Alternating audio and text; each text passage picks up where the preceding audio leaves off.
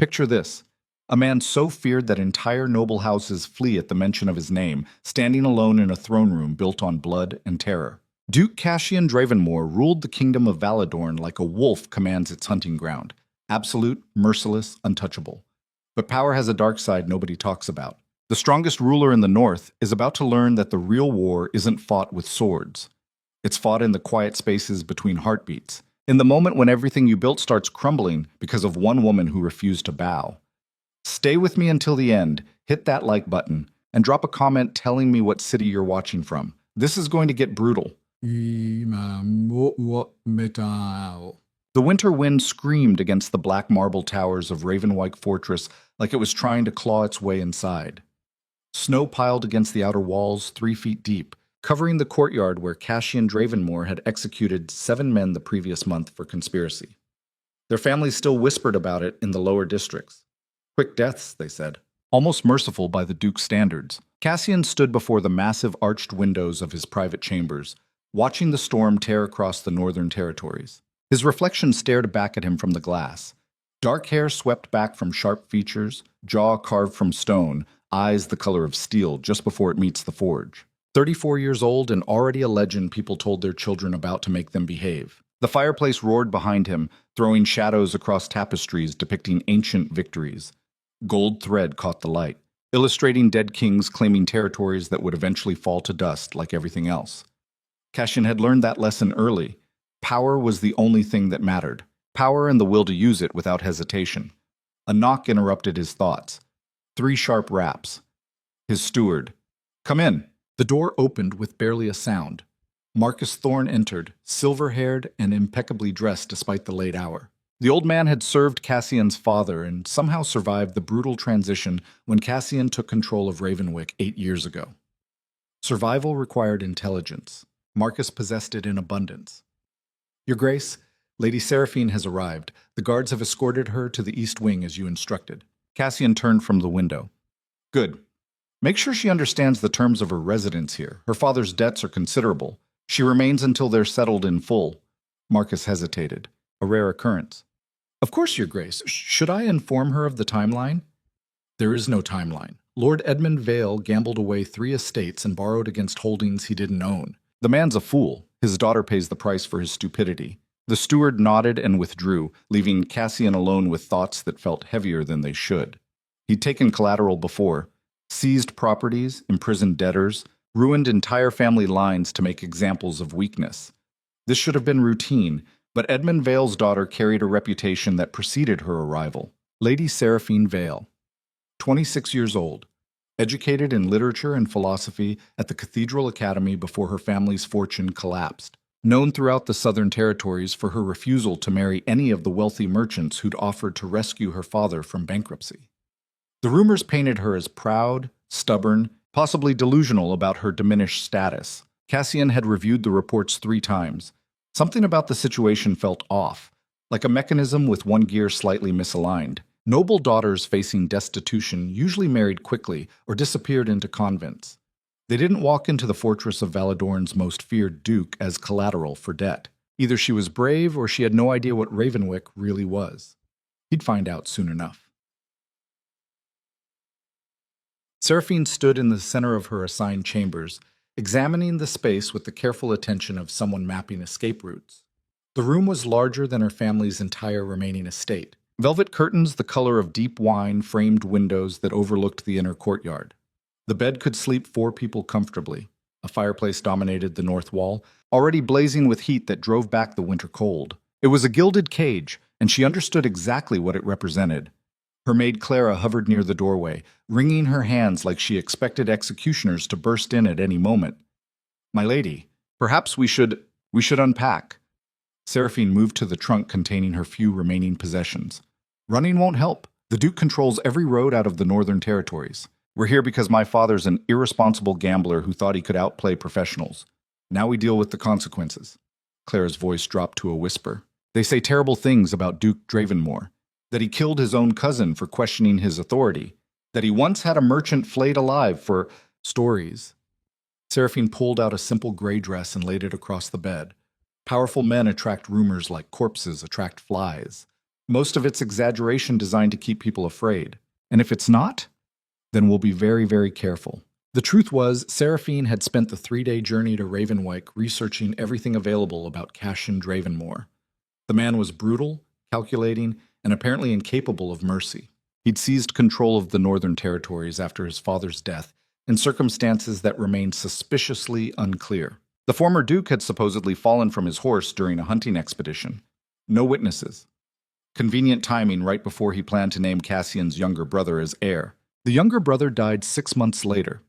Hunting accident. Same hunting grounds. Cassian Dravenmore built his reputation on fear because fear was efficient. It eliminated opposition before opposition could organize. It turned potential enemies into cowering servants who'd betray their own families for a chance at survival. Seraphine understood the game. She just refused to play by his rules. A sharp knock interrupted her unpacking. Clara jumped like she'd been struck. The door opened before either of them could respond. A man entered who radiated authority like heat from a furnace. Tall, broad-shouldered, dressed in black that seemed to absorb the firelight rather than reflect it. His face could have been carved from the same marble as the fortress walls. All sharp angles and controlled aggression. Duke Cassian Dravenmore studied her with eyes that missed absolutely nothing. Lady Seraphine, his voice matched his appearance. Low, controlled, dangerous. I trust your accommodations are acceptable. Seraphine met his gaze directly.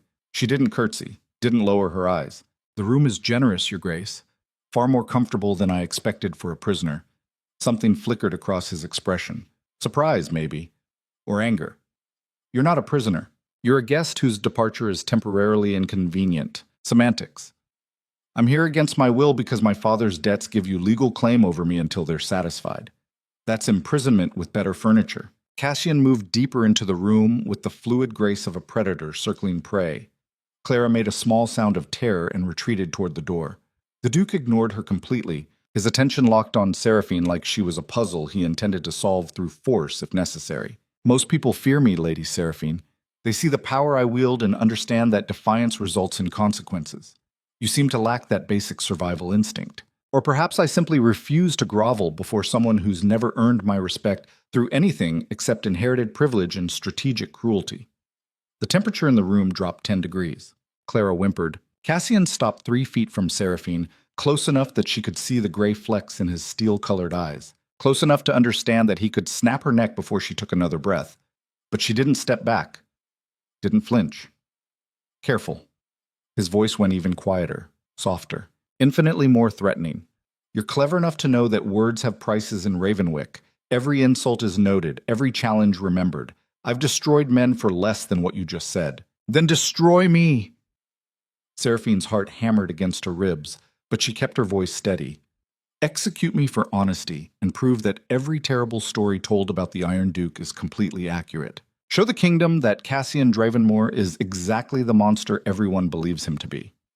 For 5 seconds that felt like hours, nobody moved. The fire crackled, wind rattled the windows. Clara's breathing sounded like she was suffocating. Then Cassian did something unexpected. He smiled. It wasn't a warm smile. It was the expression of a chess player who just realized his opponent knew how to play the game after all. Dangerous. Intrigued. Almost impressed. You're either exceptionally brave or suicidally stupid. I haven't decided which. Does it matter? Yes. His eyes held hers. Because brave women are useful. Stupid ones are liabilities I eliminate. He turned and walked toward the door with the same controlled precision he'd used entering. At the threshold, he paused without looking back. Dinner is served at 8 in the main hall. You'll attend. Wear something appropriate for court. We have guests who expect certain standards even from collateral. The door closed behind him with a soft click that somehow felt more final than a slam. Clara collapsed into the nearest chair, face pale as fresh snow. My lady, you cannot speak to him that way. He'll kill you. He'll kill both of us. Seraphine's hands were shaking. She clasped them together to hide the tremor. He won't. Not yet, anyway. Men like Cassian Dravenmore don't respect fear. They expect it. But respect? That's different. That requires being someone worth remembering instead of just another terrified subject bowing and scraping. You're gambling with our lives. Yes. Seraphine moved to the window, staring out at the fortress that would be her prison for however long the Duke decided. I am. Because the alternative is spending however many months or years here as a ghost, invisible and powerless. At least this way he sees me. What if he decides he doesn't like what he sees? Then we'll find out exactly how creative the Iron Duke's punishments really are. In sec, the main hall of Ravenwick could hold 300 people when fully occupied. Tonight it hosted perhaps 40. Lords and ladies from allied houses, dressed in silks and jewels that cost more than most commoners earned in a lifetime. They moved through the space like actors in a play everyone had memorized, speaking in carefully modulated tones about nothing that mattered. Seraphine entered through the massive oak doors with Clara trailing 3 steps behind. Every head turned. Conversations died mid-sentence. The sudden attention felt like being examined under glass by a committee of executioners trying to decide the most entertaining method of disposal. She'd chosen a dress in deep emerald that had belonged to her mother. Simple by court standards, no jewels or excessive ornamentation, but it fit perfectly and made her dark hair seem even darker against her pale skin. She held her head high and walked toward the Duke's table like she had every right to be there. Cassian sat at the head of a long table that could seat 20. To his right was a woman Seraphine didn't recognize, blonde, beautiful in an ice sculpture way, dripping diamonds. To his left sat an elderly man with silver hair and the calculating eyes of someone who'd survived decades of court politics through superior intelligence. The Duke watched Seraphine approach. His expression revealed nothing. She stopped at the appropriate distance and executed a curtsy so minimal it barely qualified. "Your Grace, Lady Seraphine," Cassian gestured to an empty chair 6 seats down on his left. "Please, join us." It was a test. Taking that seat meant accepting her position at the absolute lowest tier of the social hierarchy present. Everyone at this table outranked her by birth, wealth, or both. Refusing would be open defiance. Seraphine moved to the indicated chair and sat without comment. A servant immediately appeared to pour wine.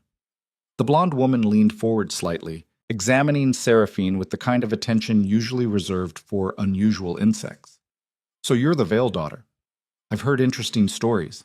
Your family used to control 3 estates in the Southern Territories, didn't they? Before your father developed his unfortunate gambling habits." 2 estates. Seraphine kept her voice pleasant. "And my father's habits are his concern, not mine, lady. Vivian Ashcroft." The woman's smile didn't reach her eyes. "My family controls the western trade routes. We've had dealings with the Vales in the past. Always so proud, your father. Even when he was losing everything. Pride is expensive." Seraphine sipped her wine. "I prefer practical survival." "How refreshing." Lady Vivian's tone suggested she found nothing about Seraphine refreshing. Most noble daughters in your position would be weeping into their pillows, praying for rescue. "You seem remarkably composed for a woman whose entire future depends on the Duke's mercy." "The Duke has many qualities." Seraphine glanced toward Cassian, who was listening without apparent interest. "I suspect mercy ranks quite low on the list." Several people inhaled sharply. Lady Vivian's eyes widened. The elderly man to Cassian's left, who Seraphine now recognized as Chancellor Octavian Reeve, the Duke's most trusted advisor, set down his wine glass with deliberate care. Cassian's expression never changed. "Lady Seraphine values honesty above diplomacy, Chancellor. A rare trait in Ravenwyke. Dangerous trait, your Grace." Octavian's voice carried the weight of long experience. "Honesty without wisdom is just another form of foolishness." "Then perhaps we should celebrate foolishness more often." Seraphine met the Chancellor's gaze directly. "I found that wisdom usually means saying what powerful people want to hear rather than what's true.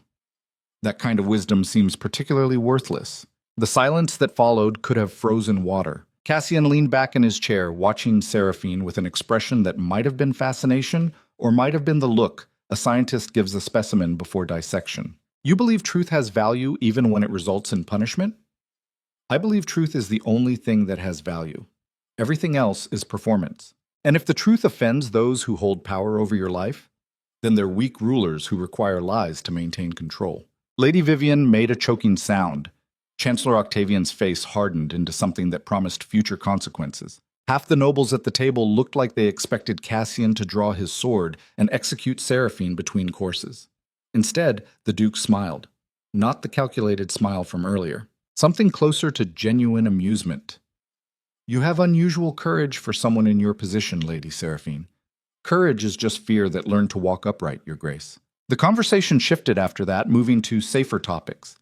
Trade negotiations, upcoming festivals, the mild winter and what it might mean for spring harvests. Seraphine participated minimally, answering when directly addressed, but otherwise observing the complex dance of court politics playing out around her. She noticed things.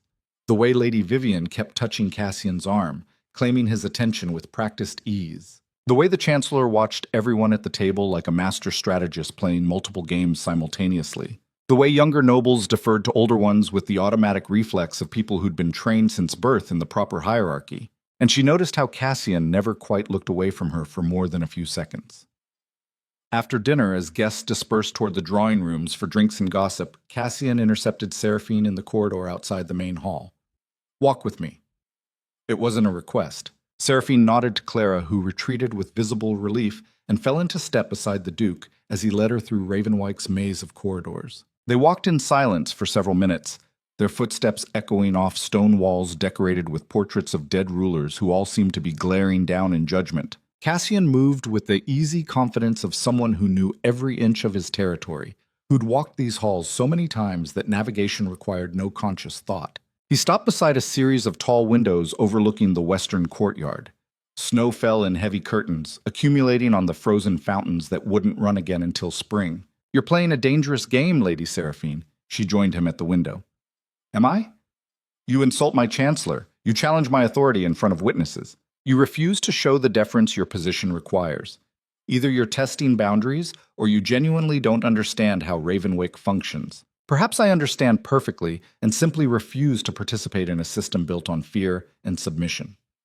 Cassian turned to face her directly. The moonlight coming through the windows carved his features into something almost otherworldly, beautiful and terrible at the same time. Fear maintains order. Submission prevents chaos. I've ruled these territories for 8 years without rebellion or significant unrest. That stability exists because people understand consequences. You're asking me to abandon the foundation of everything I've built. I'm not asking you to abandon anything. Seraphine held his gaze. I'm refusing to pretend that ruling through terror is the same thing as earning genuine loyalty. Your people obey you because they're terrified. The moment someone stronger appears, they'll abandon you without hesitation. That's not power. That's borrowed time. His expression hardened. And what would you suggest as an alternative? Love? Respect? Those are luxuries weak rulers rely on before they're overthrown. Those are foundations strong rulers build kingdoms on. Fear is efficient short-term. It crumbles eventually. Always. You speak from extensive experience ruling territories, I assume? I speak from watching my father destroy everything our family built through arrogance and short-sighted selfishness. He thought he was invincible right up until the moment he lost everything. Pride and power without wisdom is just a slow-motion collapse. Something shifted in Cassian's eyes. Not softening exactly, more like recognition. Your father's failings don't qualify you to judge mine. No, but they qualify me to recognize them. For a long moment they stood in silence, the only sound the wind howling against the ancient stone. When Cassian spoke again, his voice had dropped to something quieter, almost contemplative. "You mistake my patience for kindness, Lady Seraphine." "No, Your Grace. I mistake your loneliness for power." The words hit like a physical blow. Cassian's entire body went rigid. His hands, resting loosely at his sides, curled into fists. The temperature seemed to plummet. "You overstep." "Do I?" Seraphine's heart raced, but she refused to back down. "You surround yourself with people who fear you too much to be honest. Your chancellor manipulates you with advice designed to maintain his own influence. Lady Vivian wants your title and wealth, not you. Every noble in that dining hall would celebrate your death if they thought they could survive the aftermath. You've built an empire of terror and called it strength, but you're completely alone inside it. That's not power, that's imprisonment." Cassian moved so fast she barely registered the motion. Suddenly he was directly in front of her, close enough that she could feel the heat radiating from his body, close enough to see the fury in something else, something raw and unguarded, burning in his eyes. "You know nothing about me. I know you killed your father." Seraphine didn't move, didn't retreat. "I know you eliminated your younger brother when he became a threat. I know you've executed, imprisoned, or destroyed anyone who challenged your authority. And I know that despite all that power, despite controlling the entire northern territories, you stand here arguing with a disgraced noble daughter because some part of you is desperate for someone, anyone, to see past the monster you've become. His hand shot out and gripped her chin, forcing her to maintain eye contact. His touch was firm enough to hurt, not enough to bruise. Yet, I could kill you right now. Snap your neck and throw your body from these windows. No one would question it. No one would care. Then do it. Her voice shook slightly, but she kept talking. Prove that everything I said is true. Prove that the Iron Duke is nothing but violence and fear wrapped in expensive clothes. Kill me and go back to your empty throne surrounded by people who hate you. For 10 heartbeats, she genuinely believed he might do it. She could see the calculation in his eyes, the dark instinct that had helped him seize power and hold it through sheer ruthless will. Then his hand dropped. He stepped back, and the expression on his face was something Seraphine had never seen before. Confusion, uncertainty. Like a man who just discovered that the weapon he'd relied on for years suddenly refused to function. Get out! His voice was barely above a whisper. Return to your chambers. Now. Seraphine didn't argue. She walked past him, forcing herself to maintain a steady pace despite every instinct screaming at her to run. She made it to the corridor junction before her legs started shaking badly enough that she had to lean against the wall. What had she done? She'd just accused the most dangerous man in Valadorn of being lonely and broken. She'd stripped away the careful facade he'd built and forced him to confront truths he'd probably spent years burying. Either she'd just made the worst mistake of her life, or she'd done the only thing that might actually save it. Time would tell which. Cassian remained at the window long after Seraphine disappeared into the depths of Ravenwyke. His hand still tingled where he'd touched her. His pulse hammered in his ears like battle drums. She was right. Every single word she'd said was absolutely, devastatingly correct. He had killed his father, staged it to look like an accident because patricide, even when justified, carried consequences that outright execution avoided. His father had been weak, indecisive, willing to split the territories among multiple heirs in a gesture of fairness that would have sparked civil war within a generation. Cassian had prevented that war.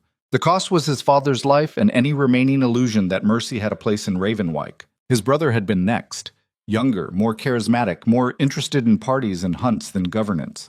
The nobles loved him, would have supported his claim, would have torn the territories apart fighting over the scraps after his inevitable failure as a ruler. Cassian eliminated the problem before it metastasized. Another hunting accident? Tragic. Suspicious to anyone paying attention. Never proven. And every execution since, every brutal demonstration of power, every decision that prioritized control over compassion, all of it designed to prevent challenges before they formed. He'd built an empire on corpses and called it success. And he'd done it completely alone. Because trust was weakness, affection was vulnerability. Love was the fastest path to destruction for any ruler who wanted to keep his throne. Octavian had taught him that, drilled it into him from the moment Cassian's father died. A ruler who seeks love loses his kingdom. A ruler who seeks fear keeps it forever. The philosophy had served Cassian well for 8 years, until a disgraced noble daughter walked into his fortress and looked at him like he was a man instead of a monument to terror. He'd wanted to kill her in that moment. The instinct was pure, immediate, the same dark urge that had helped him survive countless assassination attempts and political betrayals. Eliminate the threat, erase the problem, move forward without hesitation. But another part of him, a part he'd thought dead years ago, wanted something different, wanted her to keep talking, keep challenging, keep refusing to bow before power like everyone else in his miserable court. That part terrified him more than any army ever could. Footsteps approached from behind. Cassian didn't need to turn around to know who it was. Your Grace. Chancellor Octavian's voice carried its usual measured calm. Forgive the intrusion. I thought we should discuss Lady Seraphine's behavior this evening. What about it? She's dangerous. The Chancellor moved to stand beside Cassian at the window. Not in the traditional sense, but she challenges your authority in front of witnesses, plants seeds of doubt, makes you appear uncertain. That kind of erosion is subtle, deadly. It must be addressed before it spreads. Addressed how? She could be relocated, sent to one of the outer holdings where her influence would be minimal, or if you prefer a more permanent solution. No. The word came out harder than Cassian intended. She stays. Here. Under my direct supervision. Octavian was quiet for a moment. May I speak freely, Your Grace? When have you ever required permission? A slight smile touched the Chancellor's lips. You're intrigued by her. I understand the attraction. She's clever, bold, different from the simpering nobles who populate your court. But intrigue is a luxury you cannot afford. Every moment you spend considering her words is a moment your enemies use to strengthen their positions. Lord Malric has been meeting with the border houses. Lady Ashcroft's family is consolidating trade routes in ways that reduce your economic leverage. The foundations are shifting, then I'll reinforce them. How? By engaging in philosophical debates with a woman whose family's disgrace makes her worthless as an ally? By allowing insults to your authority to pass without consequences? You've built Ravenwyke on unshakable strength. The moment you appear human, appear vulnerable, appear weak, everything collapses. Cassian turned to face the Chancellor directly. You think mercy is weakness? I know it is. I've watched strong rulers fall because they prioritized hearts over strategy. Your father died because he couldn't make hard decisions. Your brother would have destroyed the territories through incompetence wrapped in charm. You survive because you understand that power requires sacrifice, personal desires, emotional attachments. All of it must be subordinated to maintaining control. And if I'm tired of sacrificing, Octavian's expression never wavered. Then you'll lose everything you fought to build. Empires don't run on tired rulers, Your Grace. They require absolute commitment. Always. The Chancellor bowed and withdrew, leaving Cassian alone with thoughts that felt like they were tearing him in multiple directions simultaneously. He could execute Seraphine tomorrow. Stage it as punishment for disrespect. No one would question it. Lady Vivian would be thrilled. The court would whisper for a while and then forget. Problem solved. Weakness eliminated. Order maintained. But the thought made something cold and heavy settle in his chest. Because Seraphine wasn't wrong. He was lonely. Desperately, comprehensively alone inside a fortress full of people who feared him too much to be real. And for the first time in 8 years, Cassian Dravenmore wondered if the price of his throne was actually worth paying. But 3 days passed. Seraphine attended dinners where she spoke minimally and observed constantly. She noticed the complex web of alliances and rivalries that defined Ravenwyke's court. Lord Malric controlled the eastern border houses and commanded significant military resources. Lady Vivian's trade networks gave her economic influence that rivaled the Duke's official tax revenues. Smaller noble families orbited these power centers like moons around planets, shifting loyalties based on perceived advantage. And through it all, Cassian ruled with the same iron control that had earned his title. His decisions were swift, absolute, immune to appeal. When a merchant was caught smuggling contraband through the northern territories, the Duke had him publicly flogged and his goods seized. When two nobles nearly came to blows over a border dispute, Cassian resolved it by confiscating the disputed land from both parties and adding it to his own holdings. Fear maintained order. Everyone understood consequences, but Seraphine also noticed cracks in the facade. The way Cassian's hand tightened around his wine glass when Octavian whispered advice during meals. The way his eyes tracked her movements even when he appeared focused elsewhere. The way he'd excused himself early from the past 2 dinners, disappearing into Ravenwyke's depths without explanation. Something was shifting. She could feel it the way animals sense approaching storms. On the 4th night, a servant delivered a message to her chambers. The Duke requested her presence in his private study. Immediately. Clara nearly fainted. My lady, please. Whatever you said to him, apologize. Beg forgiveness. Don't. I'll be fine. Seraphine wasn't certain she believed that, but appearing terrified would only make things worse. Wait here. If I'm not back by midnight, assume the worst and try to reach the southern territories before winter closes the roads completely. She followed the servant through corridors she'd never seen before, deeper into Ravenwyke's private sections where only the Duke and his closest advisors were permitted. The walls here were bare stone, undecorated, functional. This was the fortress's true heart, where real business happened away from the performative theater of the main halls. The study door was heavy oak reinforced with iron. The servant knocked twice and withdrew without waiting for response. Enter. Seraphine pushed open the door and stepped into a room that was somehow both exactly what she expected and completely surprising. Massive desk covered in maps and correspondence. Walls lined with books, not decorative volumes but working texts with cracked spines and dog-eared pages.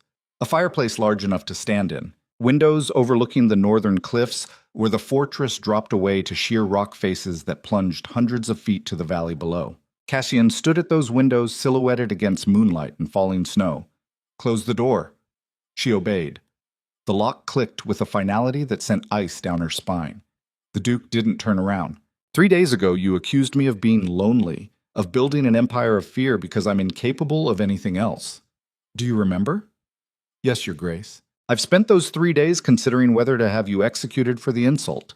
The words hung in the air like a blade waiting to drop. Seraphine's mouth went dry, but she forced herself to speak. And have you decided? Cassian turned to face her. His expression was unreadable. I've decided that you're either the most perceptive person in Ravenwyke, or you're extraordinarily lucky at guessing. Either way, you've presented me with a problem I don't know how to solve. What problem? You. He moved away from the windows, circling toward her with that predatory grace. You refuse to be afraid. You challenge me openly. You see things I've spent years hiding. And despite every rational calculation suggesting I should eliminate you as a threat to my authority, I find myself wanting to know what you'll say next. That's dangerous. For both of us. Truth is always dangerous, Your Grace. Lies are safer, easier. They let powerful people sleep at night, believing their own propaganda. If you want me to start lying, I can. I'll bow and scrape and tell you how magnificent and wise you are, but we'll both know its performance. Is that really what you want? No. The admission seemed to cost him something, but I also can't allow open defiance to go unpunished. The court watches everything. They're looking for weakness. Any crack in the foundation. If I let you insult my chancellor without consequences, if I permit challenges to my authority, I invite rebellion. Then punish me. Make an example. Show them the Iron Duke doesn't tolerate disrespect. I've considered it. Cassian stopped directly in front of her. Close enough to touch. Close enough to kill. But executing you would prove you right. It would demonstrate that I'm exactly the monster you described. A man so threatened by honesty that he destroys it rather than face it. So we're at an impasse. No. His voice dropped lower. Softer. More dangerous than when he was shouting. We're at a decision point. I can continue ruling exactly as I have for 8 years. Maintain control through fear. Keep everyone at distance. Die old and powerful and completely alone. Or I can try something different. Take a risk.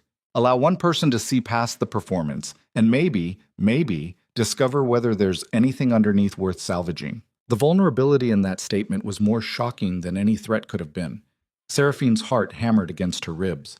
What are you asking me? I'm asking if you're willing to help me become something other than what I am. Knowing it might fail, knowing the court will fight it, knowing it could destroy us both. Why me? Because you're the only person in this entire fortress who treats me like a man instead of a title. The only one who isn't calculating how to use me for advantage. And because... He stopped, seeming to struggle with words that didn't come naturally. Because when you look at me, I see possibility instead of fear. I don't know what to do with that, but I want to find out. Seraphine studied his face, searching for deception and finding only raw honesty that seemed completely out of place on the Duke's brutal features. This is insane, you realize that. Completely. Your chancellor will oppose it. The entire court will see it as weakness. I know. And there's no guarantee it works. I might help you become slightly less terrible, and we both might die in the process. A distinct possibility. Then why risk it? Because the alternative is spending the rest of my life as a monument to fear while slowly going mad from isolation. I've achieved everything I set out to accomplish. I control more territory than any duke in 3 generations. I've eliminated every significant threat to my power. And I've never been more miserable. If that's success, it's worthless. The raw pain in those words struck something deep in Seraphine's chest. She should refuse, should recognize this as manipulation, should understand that powerful men didn't change. They just found more sophisticated ways to control people. But she'd seen his face when she called him lonely, had watched something crack behind his eyes in that moment by the window. This wasn't strategy. This was desperation from a man who'd finally realized his empire was also his prison. I'll help you. The words came out before she fully processed the decision. But I have conditions. Name them. First, no more executions without legitimate cause. Fear works until it doesn't. Then it breeds rebellion. If you want respect instead of terror, start by not killing people for minor offenses. Cassian's jaw tightened. Some offenses require... Find another way. Exile, imprisonment, public humiliation if necessary. But casual execution as policy stops now. A long pause. Agreed. What else? Second, you listen when I tell you the court is manipulating you. I don't expect you to automatically agree with me, but you at least consider that your advisors might have motivations beyond your best interests. Including Octavian? Especially Octavian. Seraphine held his gaze. He's built his entire position on keeping you isolated and paranoid. The moment you start trusting anyone else, his influence diminishes. He'll fight this, probably try to destroy me in the process. Cassian nodded slowly. Third condition? You have to want this. Actually want to change. Not just tolerate my presence because it's interesting. If this is just entertainment, if you're planning to discard me the moment I become inconvenient, tell me now so I can plan accordingly. For several heartbeats, Cassian said nothing. Then he extended his hand, the gesture formal and binding in a way words alone couldn't match. I want to change. I don't know if I can, but I want to try. Seraphine took his hand. His grip was firm, calloused from sword practice, warm despite the winter cold permeating the study. Then we have an agreement, Your Grace. Cassian. His expression shifted into something that might have been the beginning of a genuine smile. If we're doing this, you should probably use my actual name. Very well. Cassian. The name felt strange in her mouth. Too personal. Too human for someone who'd been the Iron Duke in every thought and conversation since she'd arrived. He released her hand but didn't step back. What happens now? Now we figure out how to navigate a court full of people who will absolutely try to kill us both for this. Looking forward to it. The sarcasm was unexpected, almost playful. Seraphine found herself smiling despite the absolute insanity of everything that had just happened. You're going to regret this decision, she said. Probably. But at least I won't be bored. They stood in silence for a moment, the fireplace crackling, snow falling beyond the windows. Two people who'd just agreed to attempt something that would either save them both or destroy everything Cassian had built. Somewhere in Ravenwake's depths, Chancellor Octavian was likely already planning how to eliminate this new threat to his carefully maintained influence. Somewhere in the noble quarters, Lord Malric and Lady Vivian were probably scheming about how to exploit any perceived weakness in the Duke's armor. And somewhere in the darkness beyond the fortress walls, forces neither of them yet understood were moving into position.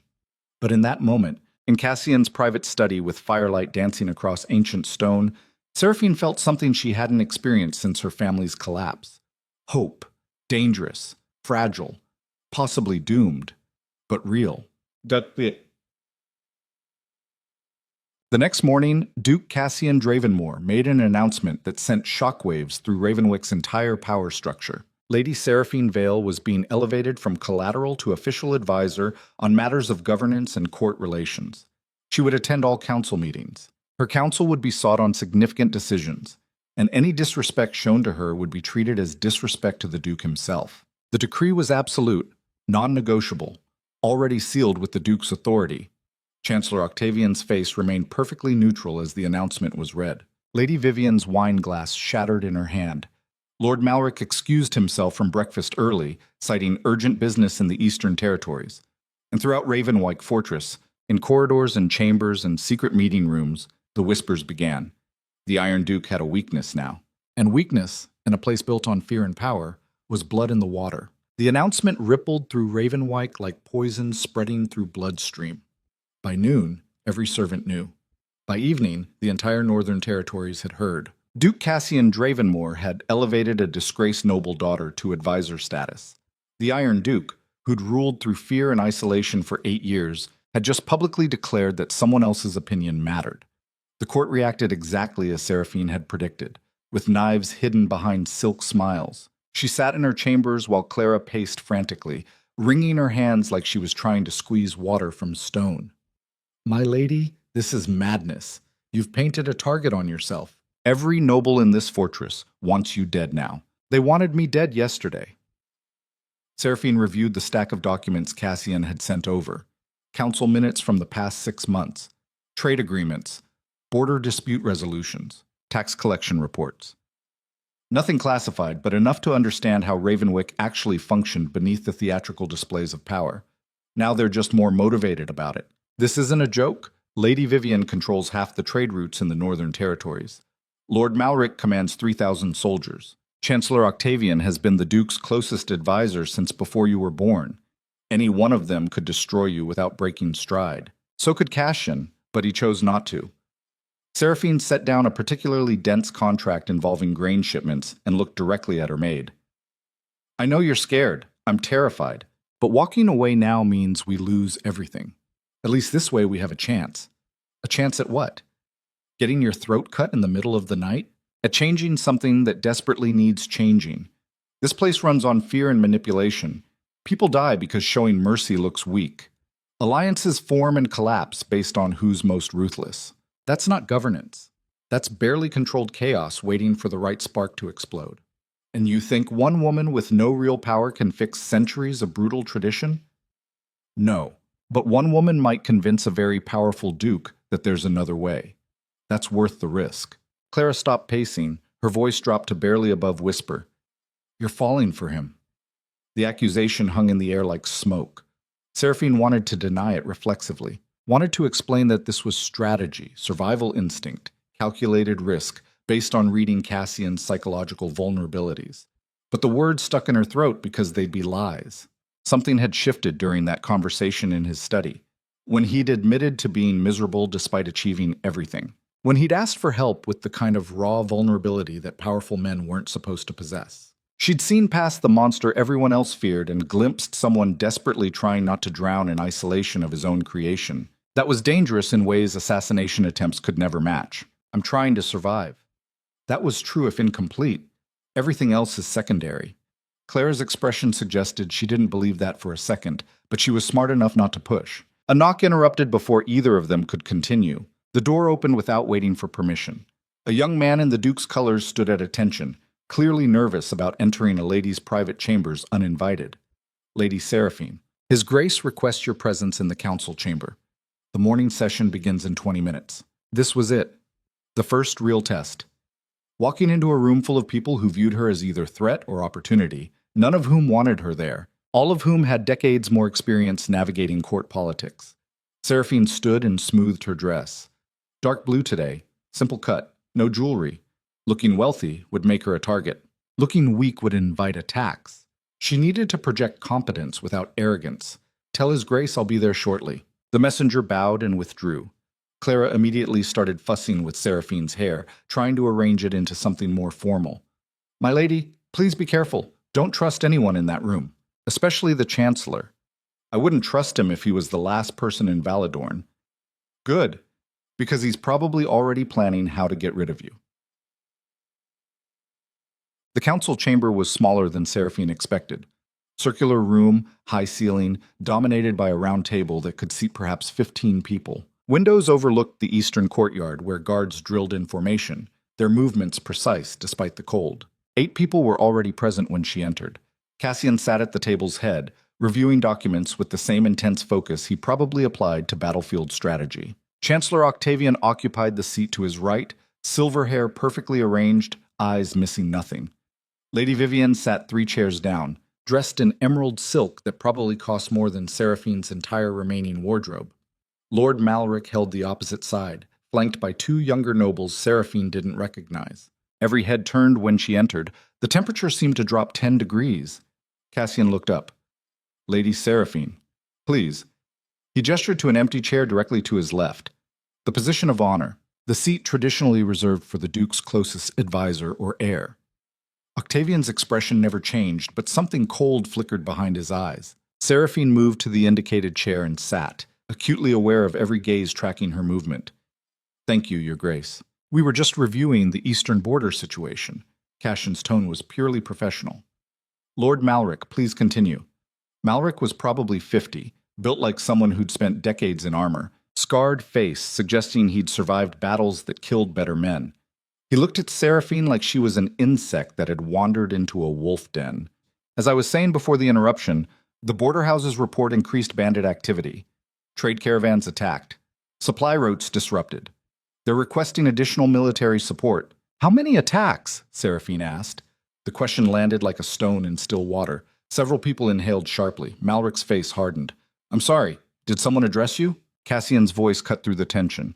Lady Seraphine is my advisor. Her questions carry my authority. Answer her. Malric's jaw clenched, but he complied. 7 attacks in the past month, 12 casualties, approximately 40,000 in stolen goods. Seraphine pulled the trade report she'd studied toward her. And how many of those caravans were carrying goods from houses that oppose your territorial expansion proposals? The silence that followed could have frozen blood. Malric leaned forward slowly. Are you accusing me of orchestrating bandit attacks? I'm asking if there's correlation between political opposition and suddenly vulnerable trade routes. That seems like relevant information before committing military resources. You arrogant little... Enough. Cassian's voice cracked like a whip. Lord Malric, the question is legitimate. Do we have evidence these attacks are random or targeted? The military commander's face flushed dark red. With all due respect, Your Grace, I've served this fortress for 23 years. I don't need some disgraced noble brat questioning my integrity based on a day's worth of reading reports she doesn't understand. Then explain it to me. Seraphine kept her voice level. Help me understand why houses that disagree with your expansion plans are suffering disproportionate losses. I'm sure there's a reasonable explanation. Chancellor Octavian spoke for the first time, his tone measured and deadly.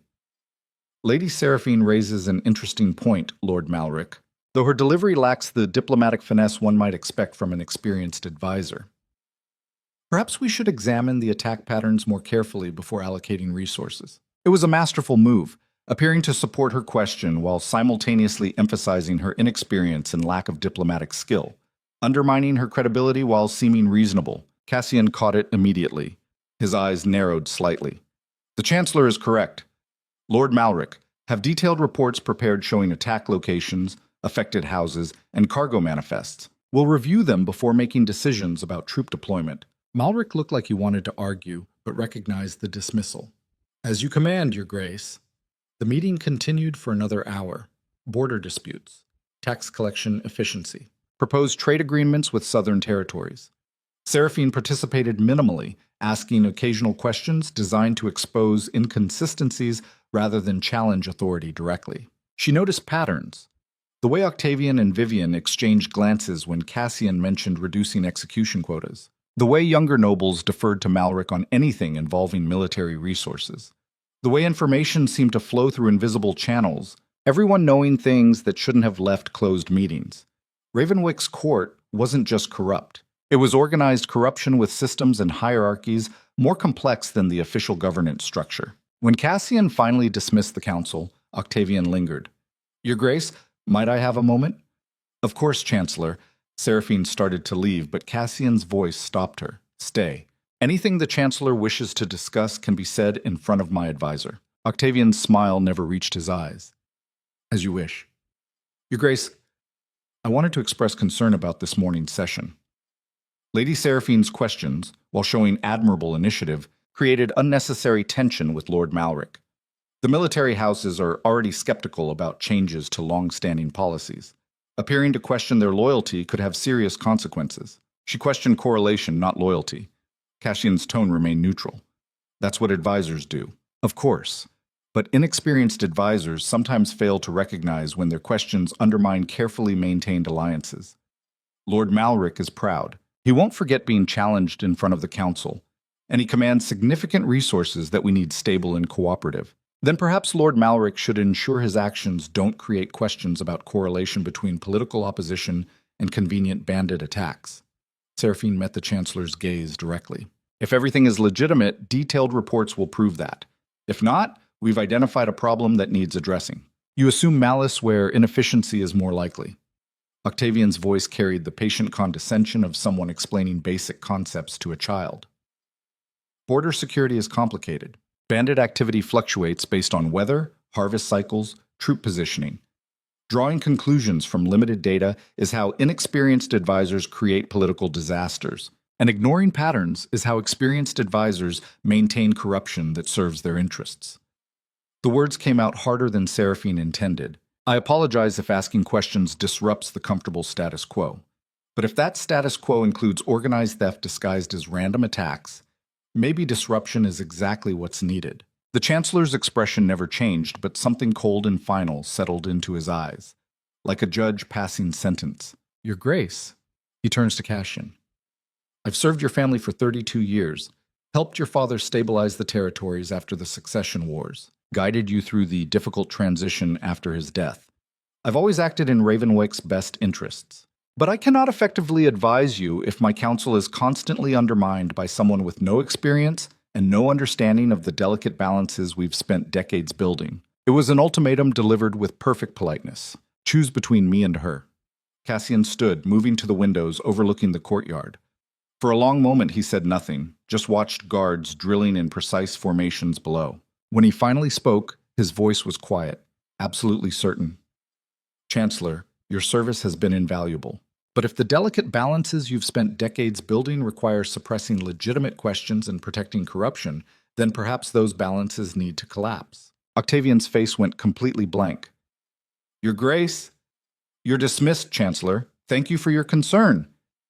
It was the most polite version of go to hell Seraphine had ever heard. The Chancellor bowed stiffly and left without another word. The door closed with a soft click that somehow felt more threatening than a slam. The moment they were alone, Cassian turned to face Seraphine. That was incredibly reckless. I know. Octavian is the most politically connected person in this fortress. He knows where everybody is buried because he probably helped bury half of them. You just made an enemy who will dedicate every resource to destroying you. I know. Her heart hammered, but she kept her voice steady. But he gave you an ultimatum. If you'd backed down, every other advisor would know they can force your hand by threatening to quit. You would have looked weak, and now I look like I'm willing to sacrifice experienced counsel for a woman I've known less than 2 weeks. That also looks weak. It looks like you're willing to make hard choices instead of being manipulated. Seraphine moved closer, lowering her voice. He wanted you to choose him because he assumed you would, because you always have before. But if you want things to change, if you actually meant what you said about trying something different, then you can't let people hold you hostage with threats. Cassian studied her face like he was trying to memorize every detail. You're either the bravest person I've ever met, or you have no survival instinct whatsoever. Can it be both? A ghost of a smile touched his lips. You realize Octavian will retaliate. Soon. Efficiently. He's probably already planning it. Then we'd better figure out what he's protecting before he has a chance to hide the evidence. How do you propose we do that? Seraphine thought about the pattern she'd noticed during the council session.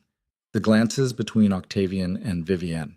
The way information flowed too smoothly. The defensive reaction to questions about bandit attacks. Someone in this fortress is orchestrating those raids, using them to eliminate political opposition while maintaining plausible deniability.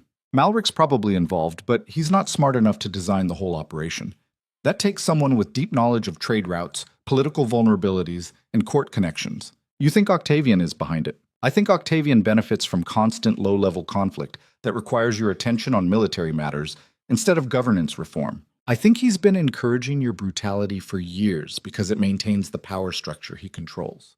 And I think the moment you started questioning that structure, he became your enemy whether or not you realize it yet. Cassian was quiet for a long moment.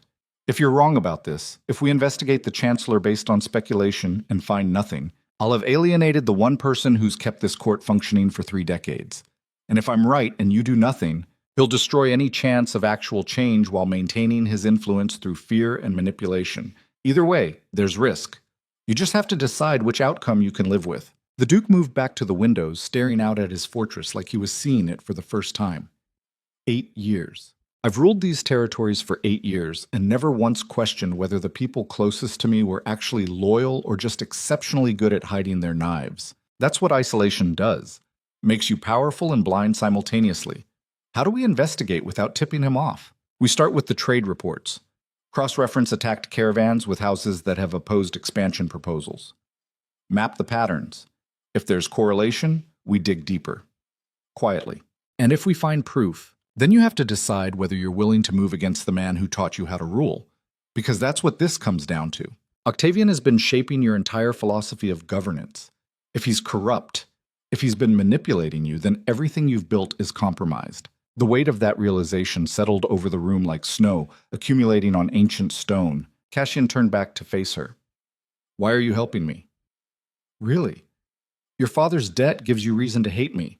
My reputation gives you every justification to fear me. Yet you're risking your life to challenge the most powerful people in this fortress. Why? Seraphine considered lying. Considered giving some noble answer about justice or doing what's right. But they'd agreed on honesty. Because you're the first powerful person I've met who actually seemed to care that he'd become a monster. Most people in your position would rationalize it, call it necessary, blame circumstances. But you looked genuinely horrified when I pointed out what you'd become. That's rare. Maybe worth saving. And if I can't be saved, then at least we tried. That counts for something. Not if we're both dead, true. But I'd rather die trying to fix something broken than live comfortably pretending everything's fine. Cassian crossed the room until he stood directly in front of her, close enough that she could see gold flecks in his gray eyes, close enough to feel the heat radiating from his body. You're remarkable. You know that? I'm stubborn and probably suicidal. There's a difference. No. His voice dropped lower. You walked into a fortress ruled by fear and refused to bow. You challenged the most dangerous man in the Northern Territories to his face. You're trying to reform a system designed to crush anyone who questions it. That's not stubbornness. That's courage I've rarely seen in soldiers, much less noble daughters. The compliment caught her completely off guard. Seraphine felt heat rising in her cheeks and forced herself to maintain eye contact. Flattery won't make the next few weeks any less dangerous. Not flattery. Recognition. His hand came up, almost touching her face before he seemed to catch himself and lowered it. We should get started on those trade reports. The longer we wait, the more time Octavian has to cover tracks. Right. Work. Focus on work instead of whatever this tension was building between them. Seraphine stepped back, creating distance that felt both necessary and disappointing. I'll need access to the full archives. Not just recent reports, but historical patterns going back at least 3 years. Done. Cassian moved to his desk and wrote something on parchment, sealing it with his personal sigil. This authorizes you to access any document in Ravenwick's records. The archivists will comply or answer to me directly. Thank you. Don't thank me yet. If you're right about Octavian, we're about to start a war that makes border bandit raids look like children's games. Then I guess we'd better win. Botch. The archives occupied the fortress's lowest levels. Carved directly into the mountain, Ravenwyck was built on. Stone corridors stretched into darkness, lined with shelves holding centuries of records, trade agreements, military reports, tax ledgers, birth records and death certificates and marriage contracts, the accumulated bureaucracy of generations. Seraphine spent the next 4 days buried in documents that turned her fingers black with ink and made her eyes ache from reading by candlelight. Clara brought meals that went mostly uneaten. Servants whispered about the crazy advisor living in the archives like some kind of obsessed scholar. But patterns emerged. 3 years ago, bandit attacks had been genuinely random, hitting wealthy caravans regardless of political affiliation, the kind of opportunistic theft expected in territories this large. Then something changed. 27 months back, attacks became selective. Houses that opposed Chancellor Octavian's policy recommendations suffered losses. Houses that supported him traveled safely. The correlation was subtle at first, easy to miss in the chaos of incomplete reports and regional variations. But over time it became undeniable. Political opposition led to economic vulnerability, led to increased willingness to compromise on positions. A perfect system for maintaining control without obvious force. Seraphine found 17 specific instances where houses changed their votes on key issues within 3 months of suffering significant losses to bandit raids. 17 instances where economic pressure accomplished what political debate couldn't. The evidence was circumstantial, no direct proof linking Octavian to the attacks, but the pattern was damning. She was compiling the final report when footsteps echoed through the archives. Not servant footsteps. These moved with military precision. Lord Malric emerged from the shadows like a nightmare taking physical form. He was alone. That was probably intentional. Lady Seraphine. His voice filled the stone corridor. Working late? She forced herself to remain seated at the research table, documents spread before her, gathering information, trying to understand Ravenwyck's complexities. Admirable dedication. Malric moved closer, his bulk blocking the narrow exit. Though I wonder if perhaps you're looking for things that would be better left unfound. I'm looking for truth. Whether that's better left unfound depends entirely on what that truth reveals. He laughed. No warmth in it. You really are as naive as the Chancellor said. Walking into situations you don't understand, asking questions that get people killed. If asking questions gets people killed, maybe the problem isn't the questions. Maybe the problem is advisors who don't know when to stop asking. Malric stopped 3 feet away, close enough to be threatening without being overtly aggressive. You've made powerful enemies in less than 2 weeks, girl. That's impressive in its own terrible way. I've asked legitimate questions that exposed uncomfortable truths. If that creates enemies, they were already opposed to anything resembling honest governance. You think you're fighting for justice. noble cause, pure intentions. But you're really just disrupting systems that have maintained stability for decades. Do you know what happens when stability collapses? People die. Lots of them. Is your pride worth that? This isn't about pride. Seraphine met his gaze directly. It's about whether Ravenwyke functions through legitimate authority or organized corruption disguised as governance. And you think the Duke cares about that distinction? Malric leaned forward, voice dropping. Cassian Dravenmore killed his own father and brother to seize power. He's executed hundreds of people for crimes ranging from treason to simple inconvenience. You believe that man suddenly developed a conscience because you challenged him at dinner? I believe that man is tired of being alone in a fortress full of people who fear him. I believe he's capable of more than the monster everyone expects him to be. And I believe he's willing to try. Then you're a fool. Malric straightened. The Duke doesn't change. He uses people until they're no longer useful, then discards them. You're a curiosity right now. Interesting. Different. But the moment you become inconvenient or demanding or actually threaten the power structure that keeps him on top, you'll disappear like everyone else who's challenged the natural order. Maybe, Seraphine kept her voice level despite her racing heart, or maybe you're terrified that he actually might change, because that would expose every corrupt system you've spent years building and benefiting from. Which is it, Lord Malric? Are you warning me out of concern? Or threatening me because I'm getting too close to truths you'd prefer stayed hidden? His expression hardened into something ugly. You should be very careful walking these corridors alone at night. The fortress has so many dangers, loose stones, unstable stairs. Accidents happen to careless people. Is that a threat? It's friendly advice. From someone who survived Ravenwyke's politics far longer than some naive girl playing at being important. He turned and walked back into the shadows, footsteps echoing until they faded completely. Seraphine waited until she was absolutely certain he was gone before letting herself shake. That had been a direct threat delivered with plausible deniability. Malric wanted her scared, wanted her to understand that continuing this investigation would result in accidents that couldn't be traced back to anyone specific, which meant she was right. The corruption ran deeper than just suspicious patterns. It was organized, protected, and willing to kill to maintain itself. She gathered her documents and headed back towards safer areas of the fortress, acutely aware of every shadow, every echo, every potential ambush point in the winding corridors. Halfway to the main levels, she encountered Cassian coming down the stairs with 2 guards. The relief that flooded through her was almost embarrassing. I was coming to find you. His eyes scanned her face, reading tension immediately. What happened? Lord Malric paid me a visit. Friendly advice about the dangers of working alone at night in unstable areas. Cassian's expression went completely cold. Did he touch you? No, just verbal threats disguised as concern. But the message was clear. Stop investigating or accidents happen. The Duke turned to his guards. Find Lord Malric. Bring him to my study, now. The guards departed at a run. Cassian gestured for Seraphine to follow him upstairs, his movements controlled but radiating barely contained fury. They reached his study and he closed the door with more force than necessary. Then he turned to face her, and the expression on his face was the Iron Duke everyone feared. No one threatens you. His voice was absolutely flat. No one. I don't care about their rank or resources or political connections. You're under my direct protection, and anyone who forgets that learns exactly why people call me the Iron Duke. Cassian? No. He moved closer, and Seraphine realized she'd never actually seen him truly angry before.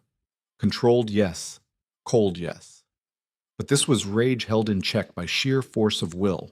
You're trying to help me become something better. You're risking everything to challenge corruption I was too blind or too comfortable to see. And Malric thinks he can intimidate you with veiled threats in dark corridors? That ends tonight. Don't execute him. The words came out fast. Please, that proves his point, that you solve problems through violence instead of actual justice. I'm not going to execute him. Cassian's smile was terrifying. I'm going to make him wish I had. What does that mean? It means Lord Malric is about to learn that protecting you is more important to me than maintaining comfortable political alliances. It means everyone in this fortress is about to understand that threats against my advisor result in consequences that execution would be merciful compared to. You're scaring me. Good. His expression softened slightly. You should be scared. Not of me. Of what happens when powerful men realize you're worth protecting.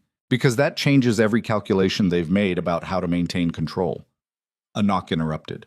The guards returned with Lord Malric between them, looking significantly less confident than he had in the archives.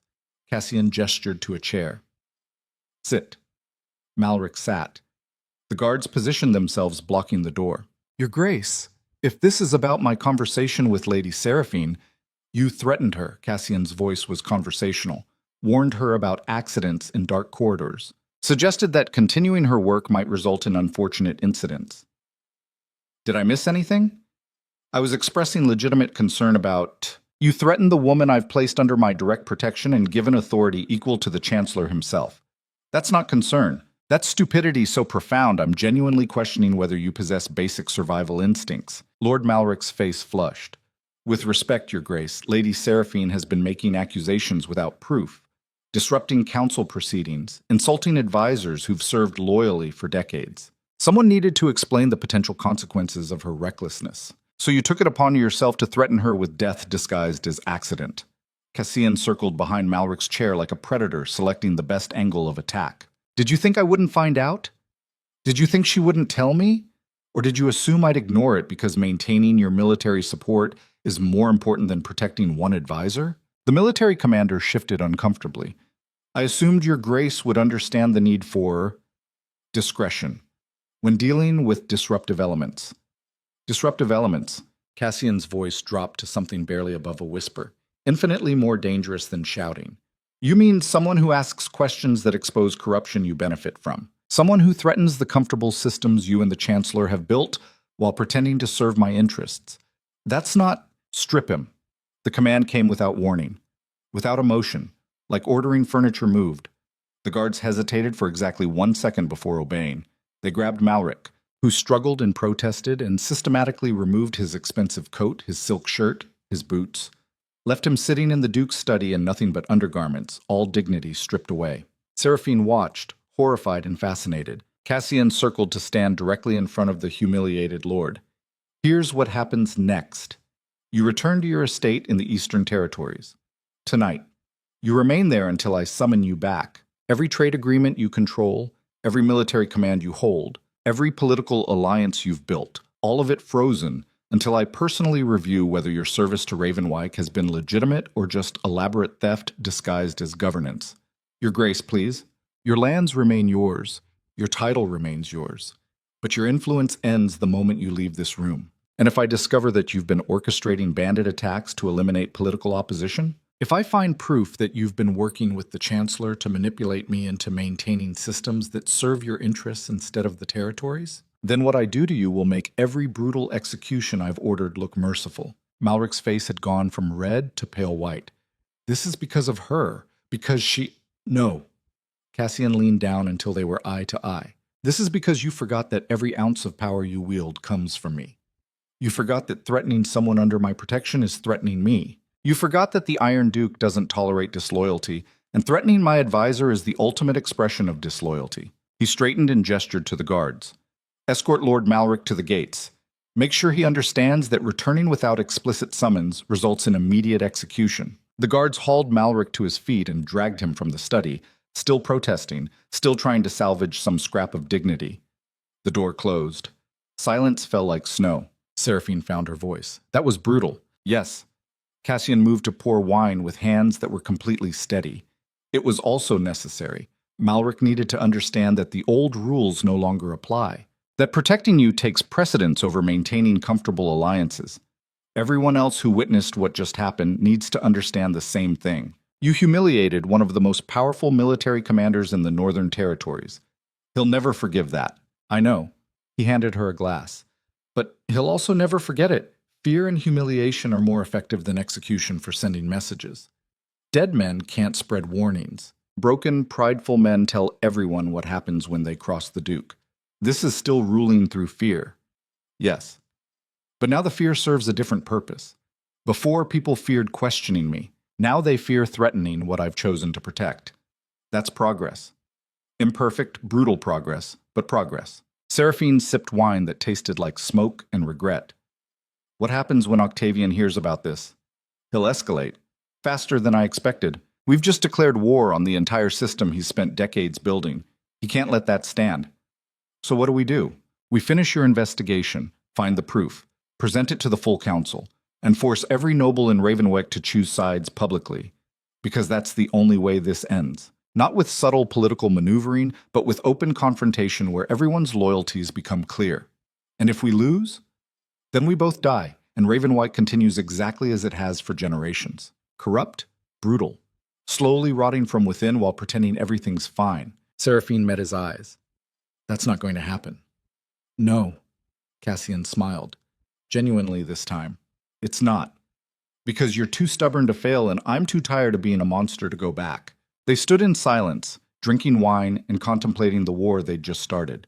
Somewhere in Ravenwyck's depths, Chancellor Octavian was receiving news of Lord Malric's public humiliation. Somewhere in the noble quarters, families were recalculating alliances based on the Duke's sudden willingness to destroy powerful supporters for one advisor's protection. And somewhere in the darkness beyond the fortress walls, forces that had been content to wait and watch were starting to move. Because nothing destabilizes power faster than the perception that the person wielding it has developed a weakness. And Duke Cassian Dravenmore had just announced to the entire court that Seraphine Vale was exactly that. The next 72 hours moved like a blade sliding between ribs, slow enough to feel every inch of penetration, fast enough that stopping it became impossible. Seraphine worked through the archives with methodical precision, cross-referencing bandit attacks against political votes, trade disruptions against policy changes, casualties against opposition to Chancellor Octavian's recommendations. The pattern wasn't just visible anymore. It was undeniable, mathematical, a perfect system of control disguised as random chaos. She compiled everything into a comprehensive report. Dates, locations, names. The correlation was so precise that claiming coincidence would insult basic intelligence. 23 specific instances over 27 months, where houses opposing the Chancellor's policies suffered devastating losses within weeks of voting against him. 23 instances where economic ruin convinced previously stubborn nobles to reconsider their positions. And in every case, the attacks stopped the moment political cooperation resumed. But correlation still wasn't proof, not the kind that would convince a council full of people who benefited from maintaining the current system. What she needed was direct evidence, documents, correspondence. Something linking Octavian to the coordination of these attacks. That's what brought her to Cassian's study at midnight on the third day, exhausted and covered in archive dust, carrying a leather folder that felt heavier than it should. He was still awake, reviewing military reports by candlelight. The man apparently never slept. Or maybe ruling through fear and isolation didn't allow for rest. I found it. Her voice came out rougher than intended. 3 years of patterns. Every attack mapped against every political decision. The correlation is perfect. Too perfect to be anything except intentional. Cassian looked up, and the exhaustion on his face matched hers. Show me. She spread the documents across his desk. Charts showing attack frequency. Lists of affected houses. Timelines demonstrating how economic pressure preceded political cooperation.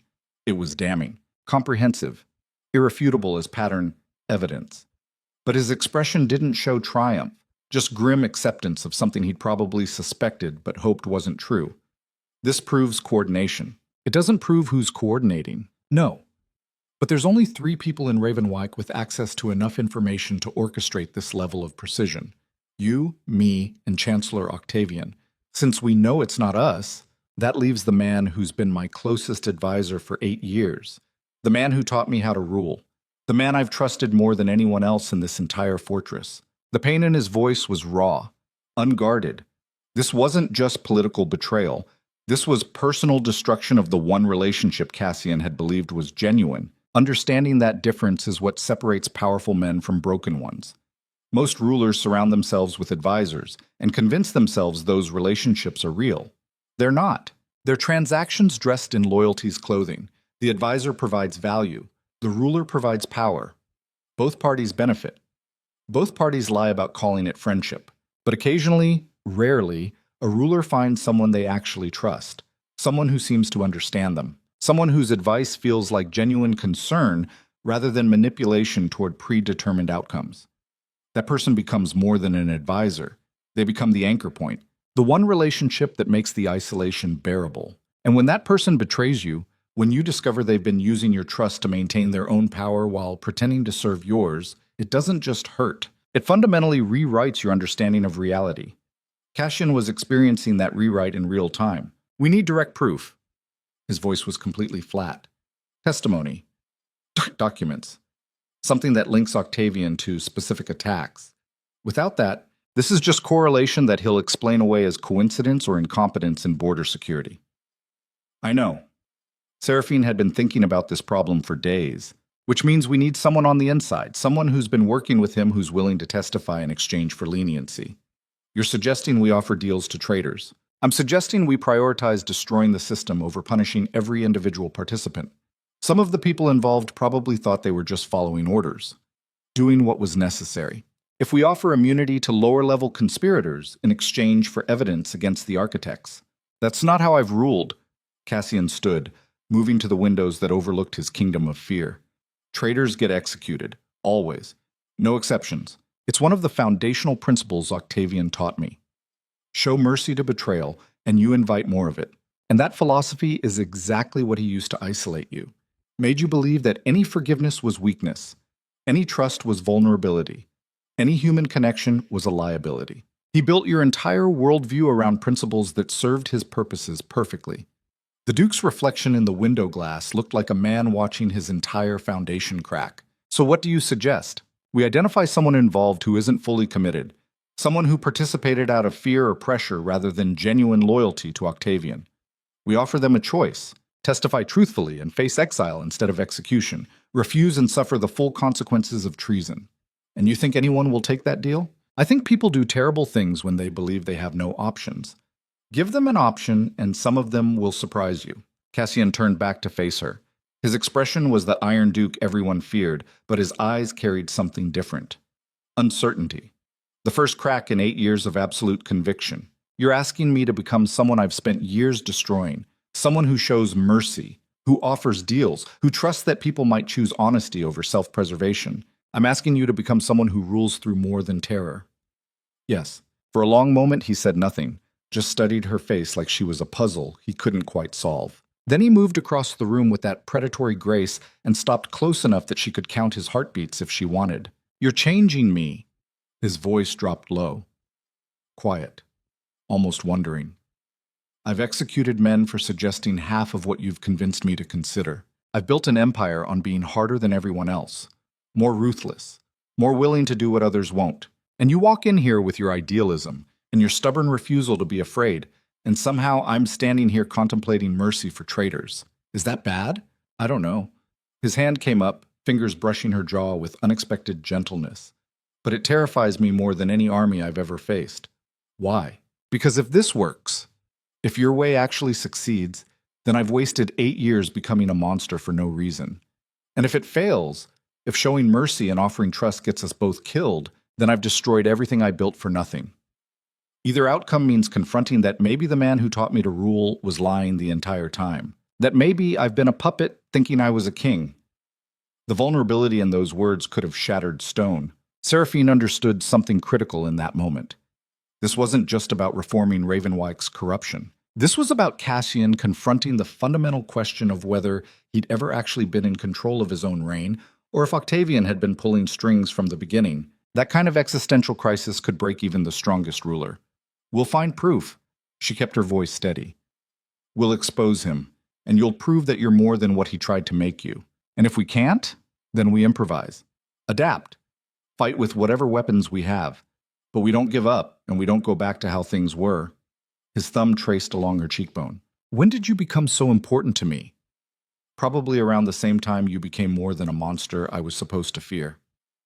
They stood in silence, the candlelight throwing shadows across ancient stone, two people who'd accidentally found something neither had been looking for in the worst possible circumstances. Then footsteps in the corridor shattered the moment. Clara burst through the door without knocking, face pale as death, breathing like she'd run the entire length of the fortress. My lady, your grace, you need to come now. Something's happened in the East Wing. Something terrible. The East Wing housed the noble guest quarters, expensive rooms reserved for visiting dignitaries and high-ranking allies. Seraphine hadn't been there since her first night when she'd been installed as collateral. Now it looked like a battlefield. Guards crowded the corridors, servants whispered in clusters. and through an open doorway, Seraphine could see a room that had been systematically destroyed.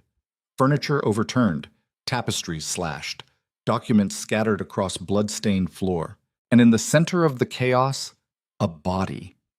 Lady Vivian Ashcroft lay sprawled across expensive carpet, throat cut ear to ear, her emerald dress soaked nearly black with blood. Her eyes stared at the ceiling with the fixed emptiness of someone who'd died surprised. Cassian moved into the room with professional detachment, examining the scene like he'd seen 1,000 murders, and this was just another Tuesday. How long? One of the guards answered. Servants found her perhaps 20 minutes ago. Heard sounds of struggle, but by the time they gathered courage to investigate, she was already dead. Witnesses? None who'll admit to it, Your Grace. The Duke crouched beside the body, studying wounds with the practiced eye of someone who understood violence intimately. Single slash. Deep. Precise. Whoever killed her knew exactly what they were doing. Professional work. Seraphine forced herself to look at the corpse despite every instinct screaming to look away. Lady Vivian had been many things. Ambitious, manipulative, probably involved in half the corruption poisoning Ravenwyke's court. But she hadn't deserved this. Nobody deserved this. Cassian stood and his expression was carved from ice. Find out who was in this wing tonight. Guards, servants, anyone who might have seen something, and seal the fortress. Nobody leaves until I have answers. The guards scattered to obey. Cassian turned to Seraphine, and the concern in his eyes was almost worse than the murder. You should return to your chambers. Lock the door. Don't open it for anyone except me. Why would I be in danger? Because Lady Vivian controlled significant economic resources and had powerful family connections. Her murder isn't random violence. It's political. And political murders in Ravenwyke rarely stop at one victim. You think this is connected to our investigation? I think someone just escalated dramatically. Whether they're trying to silence potential witnesses or create chaos to distract from other crimes, I don't know. But until I do, you're vulnerable. Serafina wanted to argue, wanted to insist on helping investigate. But the cold calculation in Cassian's expression told her this wasn't negotiable. She nodded and let Clara escort her back toward her chambers, acutely aware of every shadow, every sound, every potential threat in corridors that suddenly felt far more dangerous than they had hours before. They were halfway there when footsteps approached from behind, fast, deliberate. Seraphine turned to find Chancellor Octavian flanked by 2 guards she didn't recognize. The smile on his face was the expression of a chess player who'd just achieved checkmate. Lady Seraphine, how fortuitous. I was just coming to find you. Something cold slithered down her spine. Chancellor. Terrible news about Lady Vivian, indeed tragic, inexplicable. His eyes held hers with the flat emptiness of a snake evaluating prey. Which is why I'm afraid I must ask you to accompany me to the council chamber. Certain evidence has come to light that requires your immediate attention. What evidence? We can discuss that with the full council present. Please. This way. It wasn't a request. The guards moved to flank her, hands resting on sword hilts. Not threatening openly, just making the power dynamic absolutely clear. Clara made a small sound of protest. The Chancellor's gaze shifted to her like a predator noticing movement. Your maid may return to her quarters. This matter concerns Lady Seraphine alone. My lady... Clara's voice shook. It's fine. Seraphine kept her tone level despite her hammering heart. Go. I'll be along shortly. Clara retreated reluctantly, looking back every few steps until she disappeared around a corner, leaving Seraphine alone with the Chancellor and his guards in a corridor far from anyone who might intervene. Octavian's smile widened slightly. Shall we? They walked in silence toward the council chamber. Every instinct screamed that this was wrong, that walking into that room was walking into a trap, but refusing would only confirm suspicion and accelerate whatever was coming. The council chamber was already occupied when they arrived. Every major noble who remained in Ravenwyke. The few who weren't present sent representatives. Even at midnight, even with a fresh corpse in the East Wing, the court assembled when summoned. That kind of response didn't happen for routine business. Seraphine was escorted to a chair in the center of the room, positioned like a defendant facing trial. The symbolism was deliberate and devastating. Cassian stood near the windows, face unreadable, but his hands were clenched behind his back hard enough that his knuckles showed white.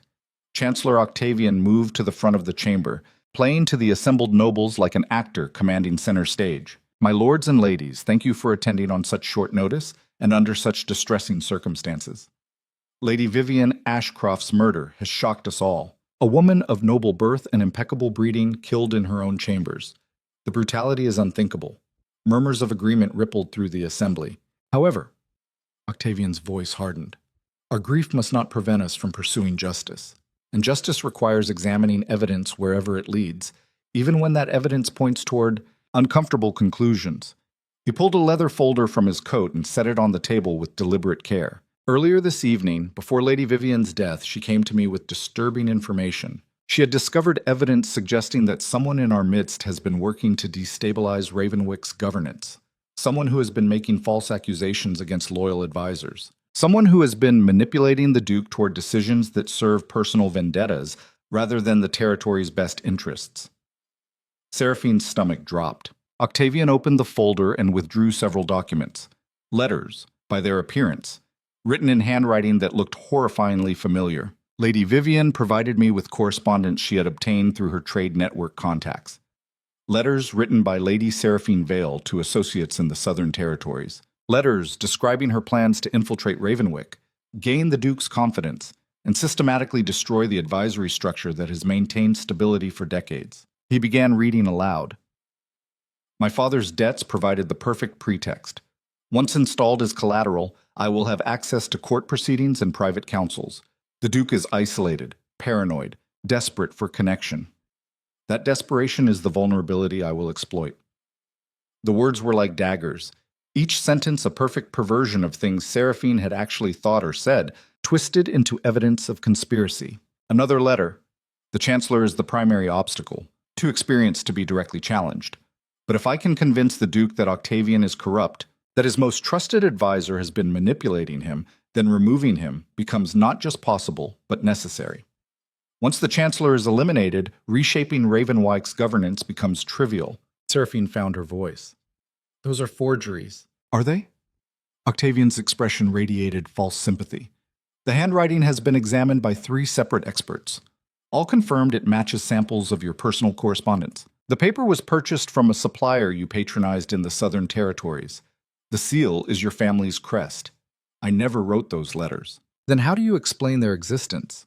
How do you explain that Lady Vivian died mere hours after bringing me this evidence? How do you explain that her throat was cut with surgical precision by someone who clearly had training in efficient killing? Training perhaps acquired during your education at institutions known for teaching far more than literature and philosophy? The trap closed around her like iron jaws. Every piece of evidence was perfectly constructed. The letters were sophisticated forgeries good enough to pass expert examination. Lady Vivian's murder provided convenient urgency and eliminated the one person who could testify about where the documents actually came from. The timing created the narrative that Seraphine had killed to prevent exposure, and the assembled nobles were eating it up because it confirmed what they'd wanted to believe from the beginning, that the upstart advisor was exactly the threat they'd feared. Your Grace. Octavian turned to Cassian. I understand this is difficult. You've grown fond of Lady Seraphine. Her intelligence and boldness are appealing, but the evidence is overwhelming. She has admitted to investigating your closest advisors. She has openly challenged council proceedings. She has isolated you from voices of reason and experience. All of it matches the pattern described in her own correspondence. Cassian's face was stone. What do you recommend, Chancellor? Under normal circumstances, treason of this magnitude would demand immediate execution. However, given the complex circumstances and your obvious attachment, I propose alternative justice. Lady Seraphine should be confined until thorough investigation concludes. If additional evidence confirms these accusations, exile rather than execution. If she is somehow proven innocent, full restoration of position. But until then, she must be removed from any position of influence. It was brilliant, offering the appearance of mercy while achieving the actual goal of eliminating Seraphine as a threat to Octavian's power, and doing it in a way that made Cassian appear reasonable for accepting, rather than weak for refusing. The Duke studied the forged documents with expression that revealed nothing. Then he looked directly at Seraphine. Did you write these letters? No. Her voice was steady despite the terror clawing at her chest. I've never written anything close to what was just read. This is a setup designed to eliminate me before our investigation into bandit attack patterns could expose the actual corruption in this court. A convenient accusation without proof. We have proof. The trade reports. The correlation between Correlation is not evidence of conspiracy, Lady Seraphine. The Chancellor's voice carried poisonous patience. It's exactly the kind of circumstantial reasoning someone desperate to deflect attention from their own crimes would employ. And murder is exactly the kind of escalation someone desperate to protect their position would employ. She turned back to Cassian. You know me. You know I wouldn't write those letters. You know what we discovered in the archives is real. I know you convinced me to trust you. His voice was absolutely flat. I know you challenged the foundations of how I've ruled for 8 years. I know you've been investigating the man who's advised me since my father died. And I know that Lady Vivian is dead hours after supposedly providing evidence of your conspiracy. So you believe them? You actually think I've been manipulating you this entire time? The silence that followed lasted approximately 3 seconds and destroyed whatever fragile hope Seraphine had been clinging to. I think the evidence is compelling enough to warrant investigation. Cassian's tone held zero warmth, zero recognition of everything they'd discussed, zero indication that he saw her as anything except a potential threat. You will be confined to secure quarters until this matter is resolved. Chancellor Octavian will oversee the investigation with full authority to pursue any line of inquiry necessary. Your Grace, please, guards, take her. They moved with professional efficiency. Seraphine didn't resist. What would be the point? Fighting would only confirm the narrative that she was dangerous. Screaming would make her look guilty and desperate. As they escorted her from the council chamber, she caught Cassian's eyes one last time, looking for recognition, for doubt, for any sign that he questioned this obvious setup. His expression was the Iron Duke, cold, absolute, impenetrable. The man who'd admitted to being lonely and miserable had vanished, replaced by the monster everyone expected him to be. And Seraphine understood with devastating clarity that Octavian had won, not through better evidence or superior argument, through understanding Cassian better than Cassian understood himself.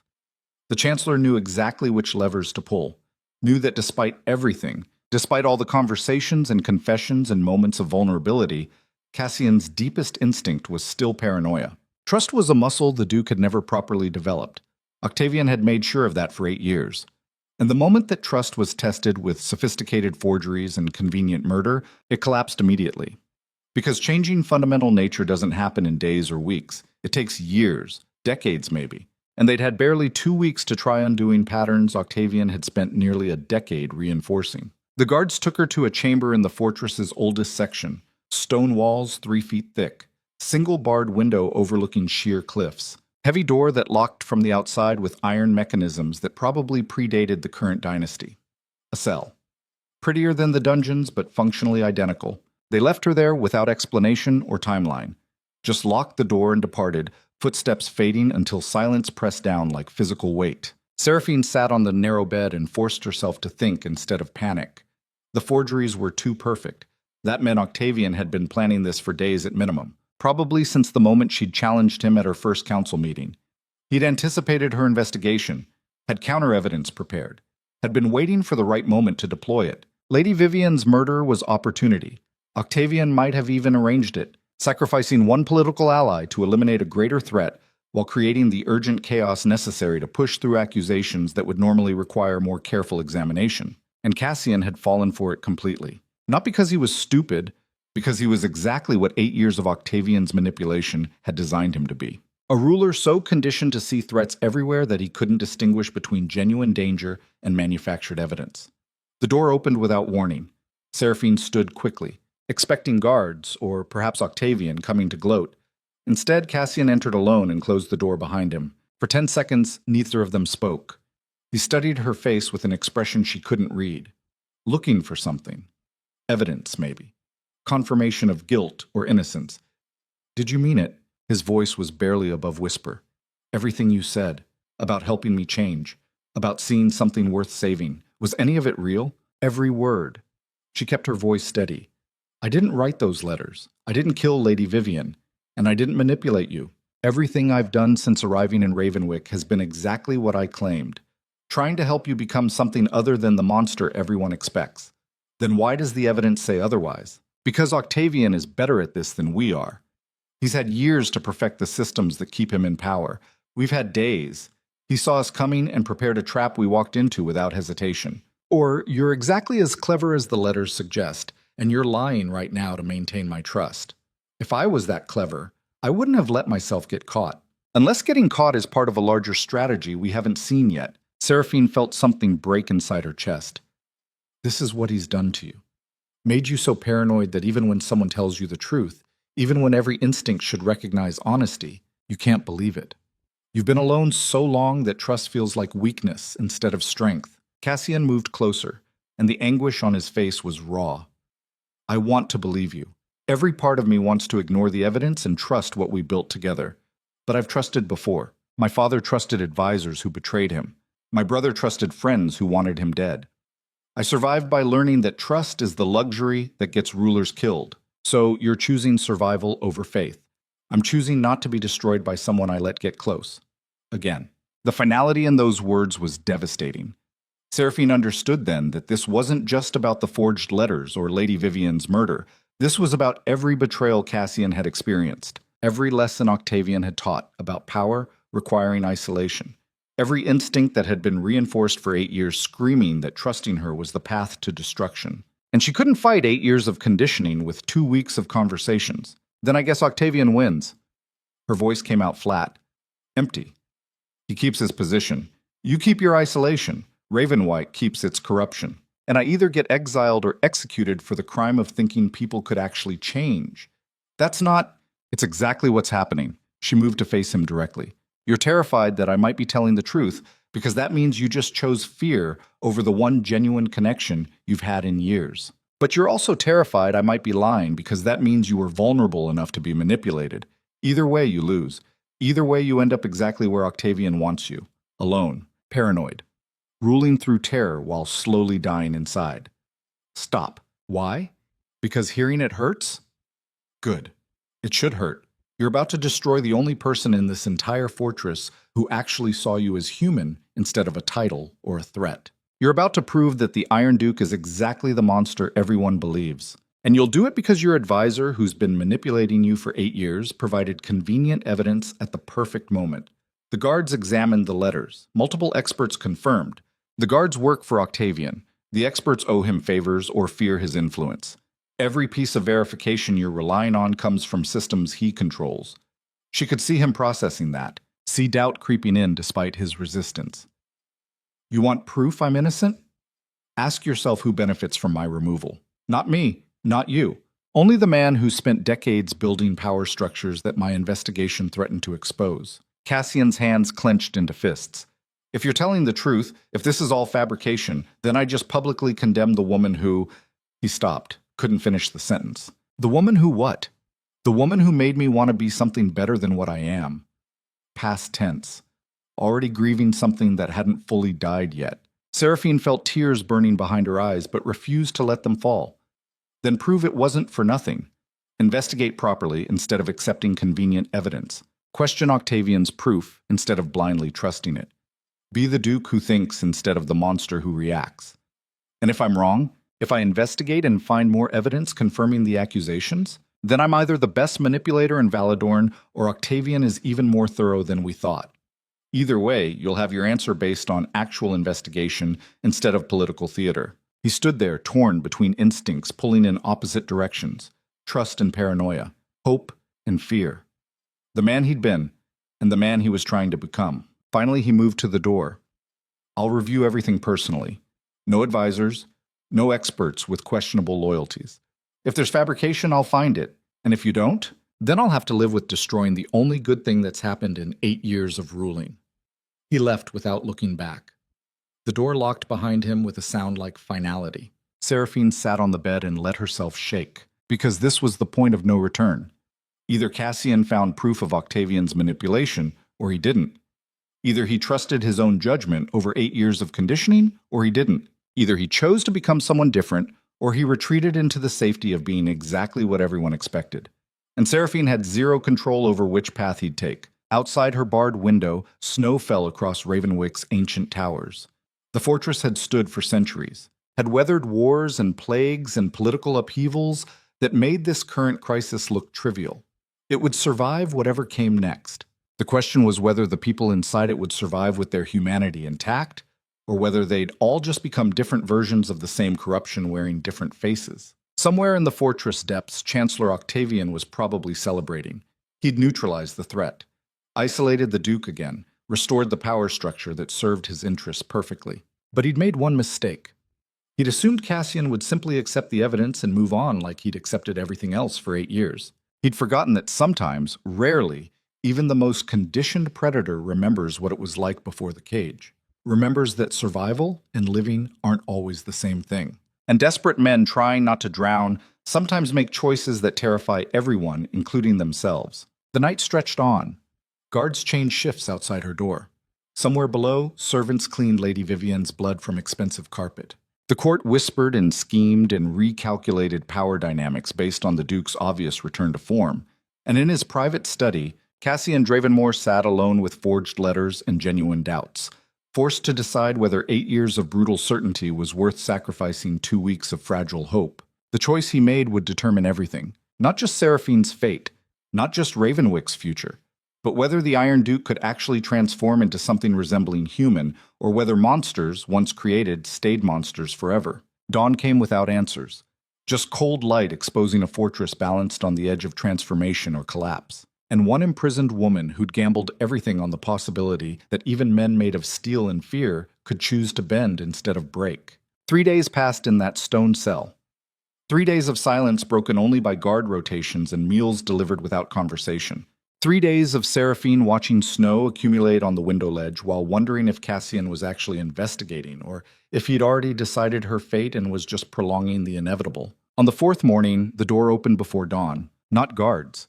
Cassian himself, looking like he hadn't slept since their last conversation.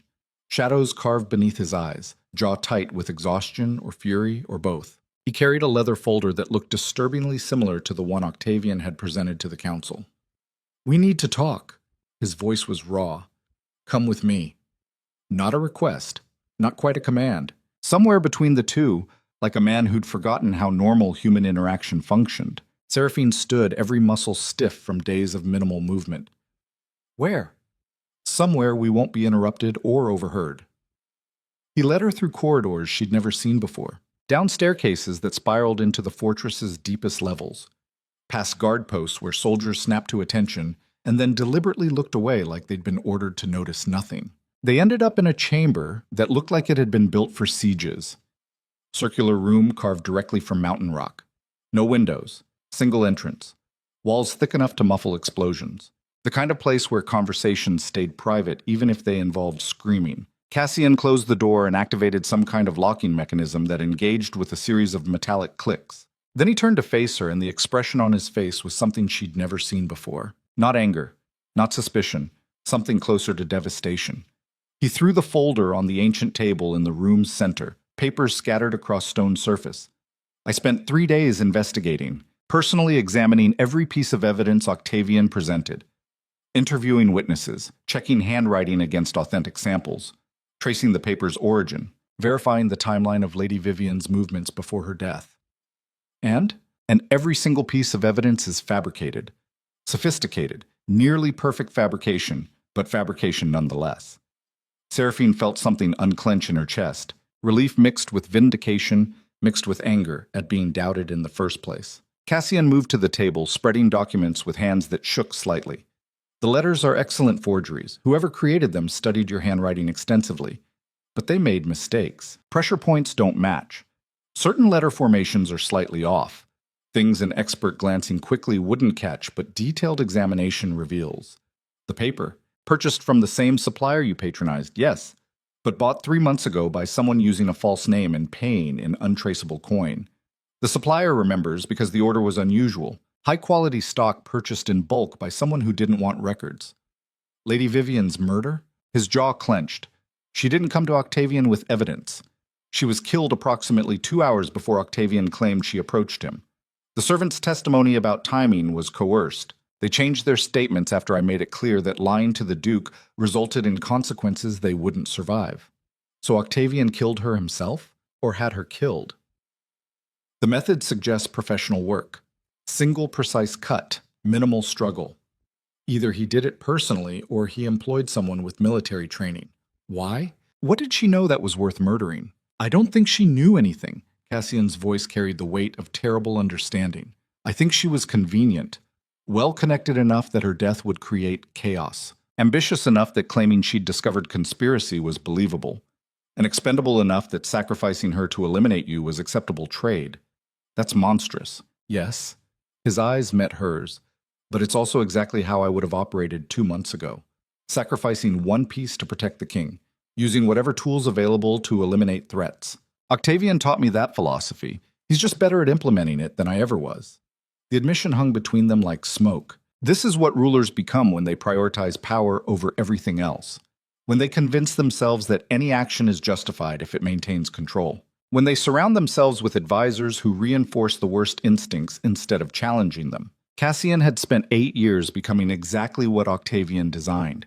A duke who valued fear over loyalty, survival over connection, power over humanity. The perfect puppet who believed he was pulling strings when really he was just following patterns someone else had established. Understanding that transformation is what separates men who learn from mistakes and men who repeat them until they're destroyed by consequences. I'm sorry. The words came out quiet, broken. I should have trusted you immediately. Should have investigated before condemning you. Should have recognized manipulation when it was happening right in front of me. Instead, I did exactly what 8 years of conditioning taught me to do. Assumed betrayal, chose paranoia over faith, became the monster everyone expects. You were scared. That's not an excuse. Fear is what weak rulers hide behind when they make terrible decisions. I spent 3 days convincing myself you'd manipulated me, while the man actually manipulating me stood there offering convenient evidence and reasonable explanations. I'm supposed to be smarter than this. Seraphine moved closer, studying his face. The exhaustion, the self-loathing, the desperate need for absolution mixed with conviction he didn't deserve it. What happens now? Now I confront Octavian. Publicly. In front of the full council. Present the evidence of his fabrication. Charge him with murder and conspiracy. And either he admits to everything, or we end up in the kind of political warfare that tears Ravenwick apart. He won't admit.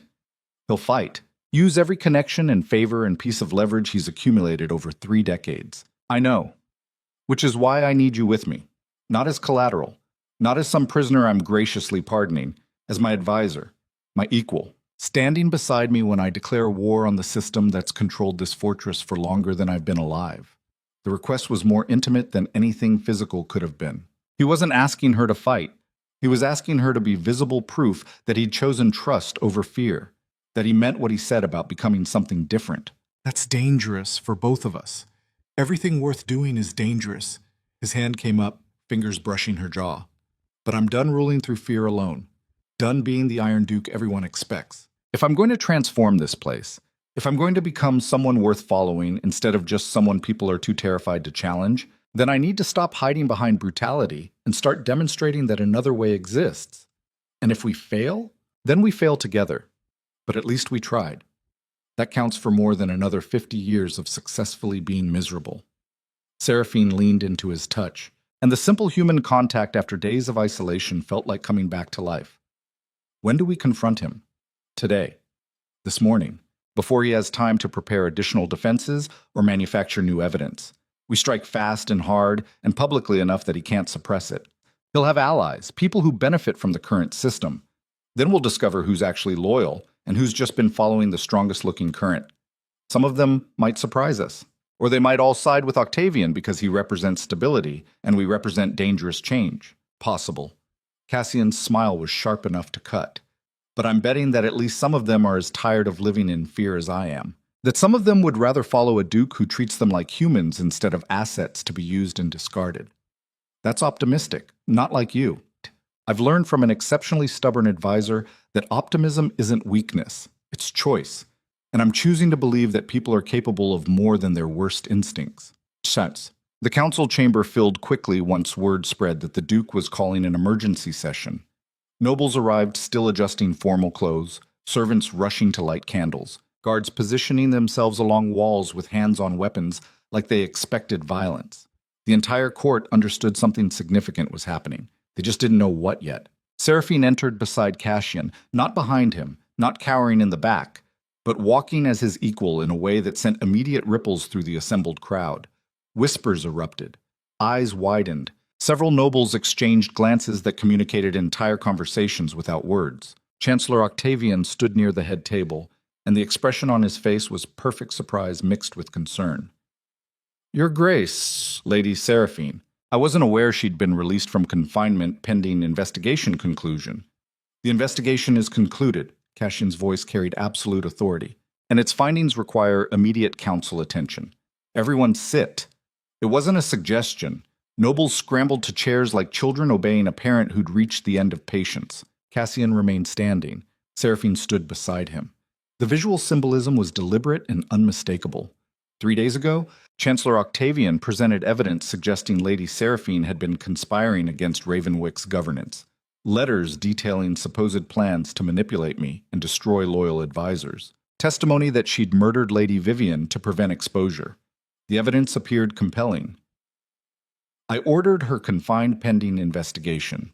Octavian's expression remained perfectly neutral, but something cold flickered behind his eyes. I have personally examined every piece of that evidence. The letters are sophisticated forgeries. The handwriting analysis was rushed and incomplete. The paper trail leads to false identities and untraceable purchases made months before Lady Seraphine arrived in Ravenwyck. Murmurs spread through the council. Not quite gasps, more like held breath being slowly released. Furthermore, Cassian's tone hardened. Lady Vivian's murder occurred 2 hours before the Chancellor claimed she approached him with this evidence. The servant testimony regarding timing was coerced through threats and intimidation. The actual killer demonstrated professional techniques suggesting military training rather than desperate improvisation. Your Grace! Octavian's voice carried perfect confusion mixed with hurt. I don't understand what you're suggesting. Are you implying that I'm stating that you fabricated evidence to eliminate a threat to your position. That you murdered or arranged the murder of Lady Vivian Ashcroft to create chaos necessary for pushing through accusations that wouldn't survive careful scrutiny. That you've been manipulating me for 8 years while pretending to serve Ravenwyck's interests. The silence that followed was absolute. Nobody moved. Nobody breathed.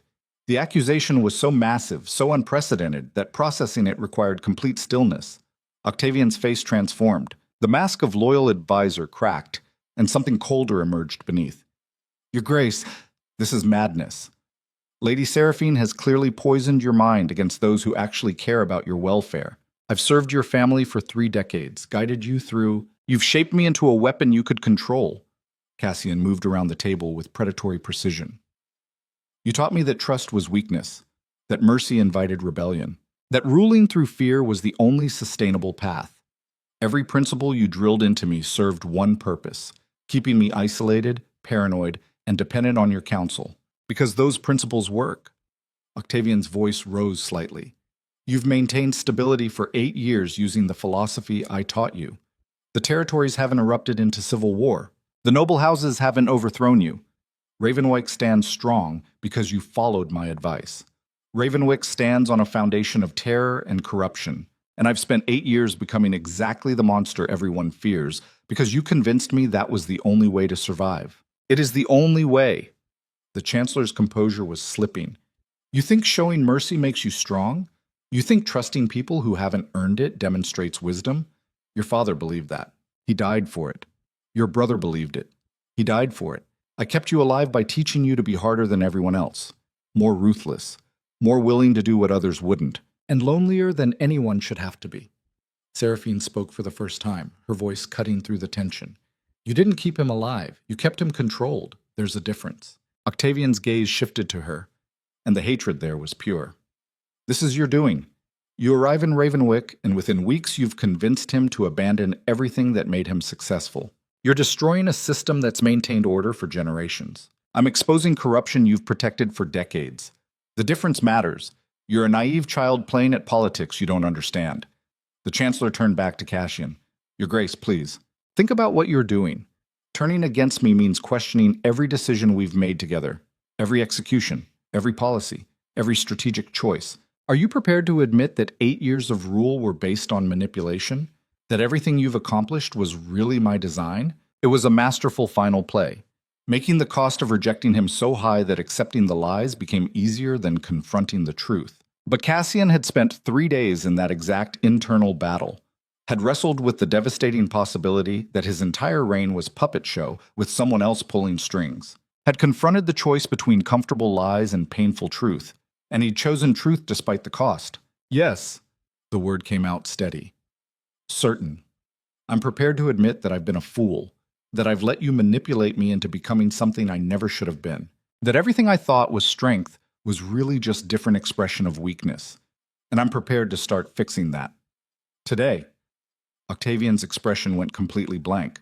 The mask dropped entirely. What remained was calculation without pretense. You're making a mistake that will cost you everything. Maybe. But it'll be my mistake, my choice, not yours. The Chancellor looked around the council chamber, making eye contact with specific nobles. Silent communication passing between people who'd clearly coordinated before. When he spoke again, his voice carried absolute conviction. Very well. If Duke Cassian Dravenmore is determined to destroy himself through misplaced trust and adolescent romance, I cannot prevent it. But I will not stand by while he destroys Ravenwick in the process. I call for formal vote of no confidence in the Duke's leadership. Shock rippled through the assembly like physical wave. Calling for no confidence vote was technically legal. Ancient law designed to prevent tyrants from completely destroying territories through insanity or incompetence. But it hadn't been invoked in over a century. Using it now was nuclear option, and from the expressions on several nobles' faces, Octavian had been planning this contingency for days. All in favor of removing Duke Cassian Dravenmore from authority pending mental competency evaluation, signify by standing. For 3 seconds, nobody moved. Then Lord Harrington, an older noble who controlled significant northern estates, stood. Then Lady Blackwood, whose family had military connections. Then 2 younger lords whose names Seraphine didn't know, but whose significance was clear from Cassian's expression. 5 nobles out of 17 present.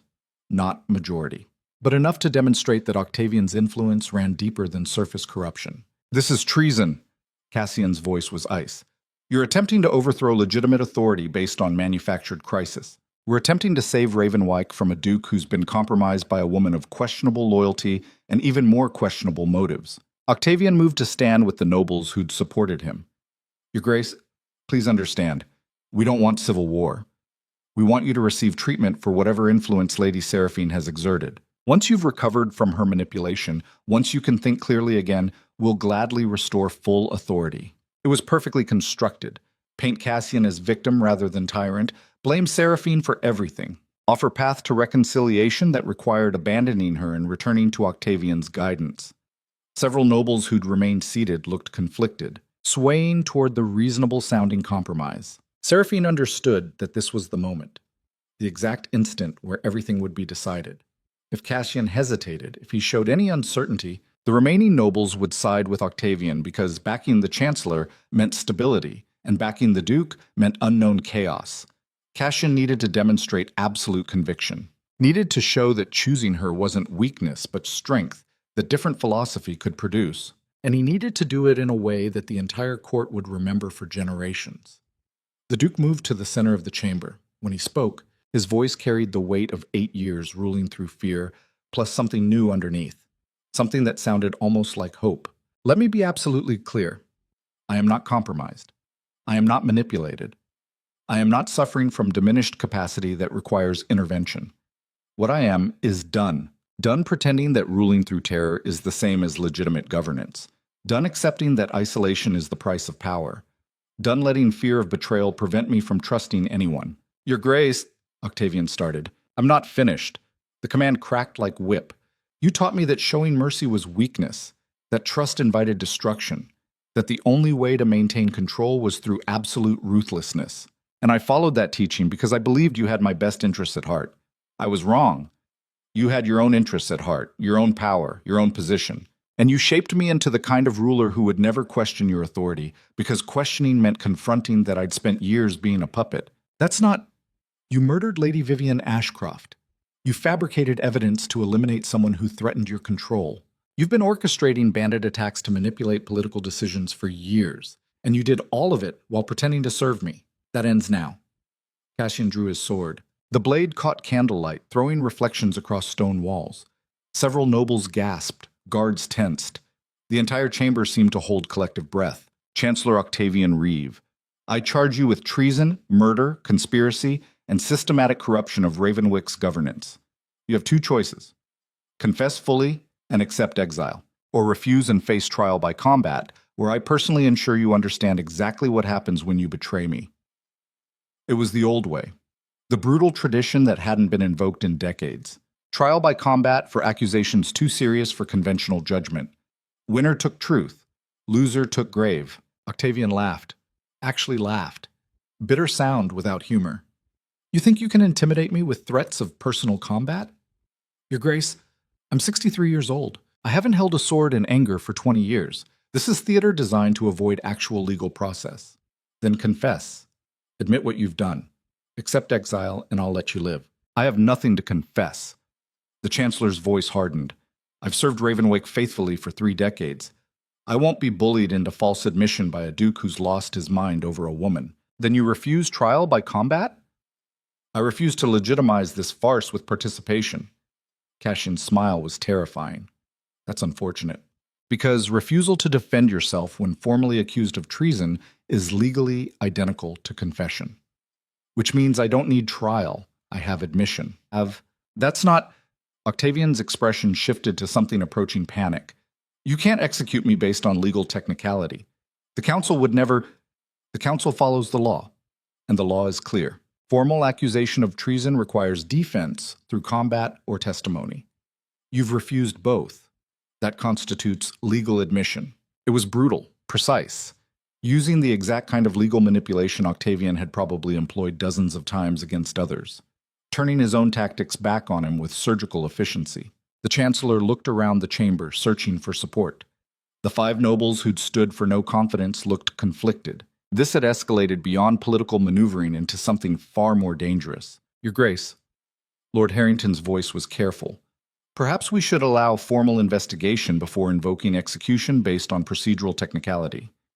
Formal investigation would take months, during which the Chancellor would have opportunity to destroy evidence, intimidate witnesses, and manufacture new crises.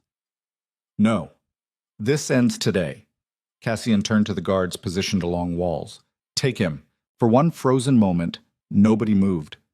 The guards looked at each other, at Octavian, at the Duke, calculating which order to follow would most likely result in their survival. Then the captain of the guard stepped forward. Yes, Your Grace. It broke the spell. 4 guards moved to flank Octavian, who backed away with expression transforming from confident superiority to genuine fear. You can't do this. His voice rose. I have allies, resources, connections throughout the territories. Executing me creates enemies you can't imagine. Then they'll learn the same lesson you're about to learn. Cassian's voice was absolutely flat. That I'm done being controlled by people who think they're untouchable. Take him to the courtyard. Public execution. Noon today. No! Octavian's composure shattered completely. You need me? You've always needed me. Without my guidance, you'll make mistakes that destroy everything. Please. Your Grace, Cassian, we can negotiate. Find compromise. I'll resign quietly. Leave Ravenwyck. You'll never see me again. And spend the rest of my life wondering when you'll return with army or poison or some new scheme to reclaim control? No. You taught me to eliminate threats completely, to show no mercy to betrayal. I'm just applying your own philosophy. The guards grabbed him. Octavian struggled, dignity evaporating into raw survival instinct. His eyes found Seraphine. This is your fault. All of it. You poisoned him against me. Destroyed years of careful work. I should have killed you the moment you arrived instead of trying to discredit you. The admission hung in shocked silence. Several nobles who'd supported the no-confidence vote suddenly looked far less certain. Octavian had just confirmed everything Cassian accused him of. Destroyed his own defense through panic. Cassian's expression never changed. Take him. They dragged the Chancellor toward the exit, his protests echoing through stone corridors as they disappeared. The Duke turned to face the assembled council. His sword was still drawn. His expression was the Iron Duke everyone feared, but his eyes carried something different. Determination mixed with exhaustion, mixed with desperate hope that this gamble would actually work. Anyone else want to challenge my authority? Now's your opportunity. Stand, make your case, fight or flee or swear loyalty. But choose now because this is the only chance you get. Silence stretched. Then Lord Harrington stood, slowly, deliberately, and instead of challenging, he bowed. Your Grace, I apologize for my earlier support of the Chancellor's motion. His admissions clarifies matters considerably. You have my loyalty. It was calculated, pragmatic, the kind of survival-based allegiance that characterized court politics. But it was also capitulation. One by one, the other nobles who'd supported no confidence stood and bowed, swearing loyalty with varying degrees of sincerity. The chamber slowly emptied as nobles retreated to their quarters, undoubtedly to recalculate alliances and determine how to position themselves in whatever new order was emerging. Eventually, only Cassian and Seraphine remained in the massive circular room. The Duke finally sheathed his sword. His hands were shaking. Seraphine moved to stand beside him. That was terrifying. Yes. His voice was barely above whisper. I just executed my closest advisor based on procedural technicality and forced confession. Demonstrated exactly the kind of ruthless brutality everyone expects from the Iron Duke. Everything you wanted me to move away from. You also exposed decades of corruption and eliminated someone who was actively destroying any chance of actual reform. Sometimes ruthlessness serves necessary purposes. Does it? Or am I just rationalizing violence by calling it justice? Maybe both. She took his hand. The important part is you're questioning it instead of just assuming brutality is always correct. That's progress. Progress that terrifies the entire court and probably created a dozen new enemies who'll spend years plotting revenge. Probably. But you're still alive. I'm still alive. And Octavian won't manipulate anyone ever again. That counts for something. Cassian looked down at their joined hands like he couldn't quite believe she was actually there. I was willing to execute you based on his fabricated evidence. I doubted you. Chose fear over trust. Almost destroyed the one genuine connection I've had in years. How do you forgive that? I don't know if I do yet. Honest answer. Painful, but true. You hurt me. Badly. Made me feel like everything we'd built meant nothing the moment it was tested. That's not something that disappears just because you figured out the truth eventually. I know. I'm sorry. Sorry isn't enough. But it's a start. And right now we have bigger problems than our personal damage. You just purged your most influential advisor and demonstrated that challenging you results in execution. Half the court is terrified. The other half is plotting. And we have maybe hours before someone tries to capitalize on the chaos. So what do? We survive. We adapt. We prove that your decision to trust me instead of Octavian wasn't a fatal mistake. And we start building something better than fear and manipulation. How? I don't know yet, but we'll figure it out. Outside, bells began tolling, the signal for public execution. Noon approaching fast. Cassian closed his eyes. I have to be there, have to watch. Can't order execution and then hide from consequences. I know. I'll come with you. You don't have to. Yes, I do. Because you're choosing to confront the brutal reality of what ruling sometimes requires instead of hiding behind delegated authority. That deserves witness. They walked toward the courtyard together, and the weight of what was about to happen pressed down like physical force. Executing Octavian would send unmistakable message. The Duke was done tolerating manipulation. Done accepting that advisors could operate without accountability. Done being controlled by people who claimed to serve his interests. But it would also demonstrate that despite everything, despite conversations about reform and becoming something better, Cassian was still capable of the same brutal decisiveness that had defined his reign. The question was whether that brutality served justice, or just different expression of the same violence Octavian had encouraged for 8 years. And neither of them knew the answer. The courtyard was already filled when they arrived. Servants, guards, nobles who'd decided witnessing was politically safer than absence. All of them gathered around platform where Ravenwick's executions had occurred for centuries. Octavian stood in the center, hands bound, face pale, but defiant. When he saw Cassian, something like disappointment crossed his expression. You're really doing this. Not a question. Statement of disbelief. Yes, Cassian's voice carried across the courtyard. You taught me to eliminate threats completely, to show no mercy to betrayal, to rule through fear and decisive action. I'm just being the student you shaped me into. I shaped you into a ruler who could survive. You're choosing to be a fool who won't. Maybe. But I'll be a fool who's actually free instead of a puppet who thought he was pulling strings. Cassian nodded to the executioner. The man raised his blade, and in that final moment before steel met flesh, Octavian's eyes found Seraphine one last time. You won't save him. His voice rang out across shocked silence. You'll just watch him destroy himself differently. That's all naive idealists ever accomplish. Different flavor of disaster. The blade fell. blood sprayed across ancient stone, and Chancellor Octavian Reeve, who'd shaped Ravenwyke's governance for 3 decades, who'd manipulated a duke into becoming a monster while pretending to serve his interests, who'd murdered and conspired and corrupted everything he touched, died exactly how he'd taught Cassian to eliminate threats. Completely. Publicly. Without mercy. The body was removed. The blood would be cleaned. Life would continue. But something fundamental had shifted in Ravenwyke's foundations. The Duke had proven he could still be ruthless when necessary, had demonstrated that reform didn't mean weakness, had shown the court that challenging him resulted in consequences. But he'd also proven Octavian's final accusation correct, that he was still solving problems through execution, still ruling through fear even if the targets had changed. And as Cassian and Seraphine walked back toward the fortress through shocked silence, both of them understood that the real test wasn't exposing corruption or eliminating manipulative advisors. It was figuring out how to build something better than violence while surrounded by people who only understood power through brutality. That evening, as winter sun set over Ravenwyke's black towers, painting snow red and gold, a messenger arrived at the gates. Rider from the Eastern Territories. Exhausted horse, urgent news that couldn't wait. The Duke received him in the great hall with Seraphine beside him. Your Grace, the messenger bowed low. Lord Malric sends word. He's raised army. 3,000 soldiers marching toward Ravenwyke. Claims you've been compromised by foreign influence and he's coming to restore legitimate governance. They'll reach the fortress in 4 days. The words landed like hammer blows. Cassian had humiliated Malric, stripped him of authority, sent him away with explicit warning never to return without summons. And Malric had spent that exile gathering every soldier loyal to him, every noble house that feared change, every person who benefited from the old system. Now he was coming to take Ravenwyke by force. Civil war. The thing Cassian had spent 8 years preventing through brutal control. The nightmare scenario that made all the executions and fear and isolation seem justified. It was happening anyway.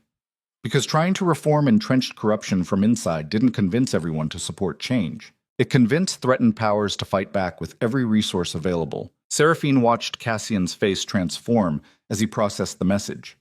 Saw the moment when hope crashed against reality. When idealistic dreams of peaceful transformation shattered against the brutal truth that some people would rather destroy everything than lose power. Your Grace. Her voice was quiet. What do you do? Cassian looked at her with eyes that had gone completely cold. The Iron Duke staring out from behind brief mask of humanity. I survive. We prepare for siege, we gather every loyal soldier, we fortify defenses. And when Malric arrives, we show him exactly what happens when people mistake reform for weakness. The words should have been reassuring. Declaration of strength. Commitment to fighting. Instead, they sounded like man retreating into familiar patterns, because unknown territory had proven more dangerous than expected. Outside, night fell across territories balanced on edge of civil war. And inside Ravenwyke Fortress, 2 people who'd gambled everything on possibility of change confronted devastating reality. That sometimes the cost of transformation is higher than anyone can pay. And sometimes the monsters we try to stop becoming are the only weapons strong enough to survive what comes next. 4 days to prepare for war feels like both eternity and eye blink simultaneously. Enough time to fortify defenses and position soldiers and stockpile supplies. Not nearly enough time to undo 8 years of ruling through fear, or convince people that dying for reform is worth the sacrifice. Cassian transformed back into the Iron Duke with practiced efficiency. Issued orders in clipped military precision, reviewed defensive positions, calculated supply ratios and troop deployments like he was solving mathematical equations instead of preparing for battles that would leave hundreds dead. Seraphine watched the transformation with growing unease. This was the man she'd first met. Cold, calculating, viewing everything through lens of tactical advantage rather than human cost. The vulnerable person who'd admitted to being lonely and desperate for change had disappeared beneath armor of strategic necessity. She found him on the 3rd night in the war room, surrounded by maps showing Ravenwyke's approaches and weak points. Candles burned low, throwing shadows across topographical features marked with enemy positions and defensive fallback points. You haven't slept. Not accusation, observation. Sleep is luxury commanders can't afford before battle.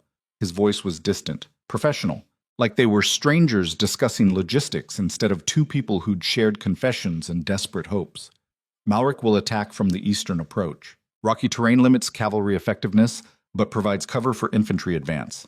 We'll position archers on the high walls, concentrate heavy weapons at choke points, prepare oil for Cassian. He stopped mid-sentence but didn't look up from the maps. You're doing it again. Retreating into the monster because it feels safer than being vulnerable. This isn't retreat. It's necessity. War requires focus. Emotional attachment clouds judgment and gets people killed. So you're just going to become exactly what you were before? Erase everything we worked toward because it's easier than maintaining humanity while under pressure? I'm being what I need to be to survive. His hands clenched on the table edge. What we all need to survive. Malric is bringing 3,000 soldiers. I have maybe 1,500 defenders who are actually loyal versus just too afraid to flee. The mathematics are brutal. Sentiment doesn't change numbers. No. But strategy without humanity is just elaborate death management. You're calculating kill ratios and defensive positions like you're moving pieces on board instead of commanding people with families and futures. That detachment is what keeps commanders functional when soldiers are dying around them. I learned that lesson years ago, from Octavian, who taught you that caring was weakness and emotional distance was strength. You just executed him for corrupting your governance, and now you're using his philosophy to fight this war. The words landed like physical blows. Cassian finally looked up, and the expression on his face was raw. What do you want from me? You want me to care deeply about every person who's going to die defending this fortress?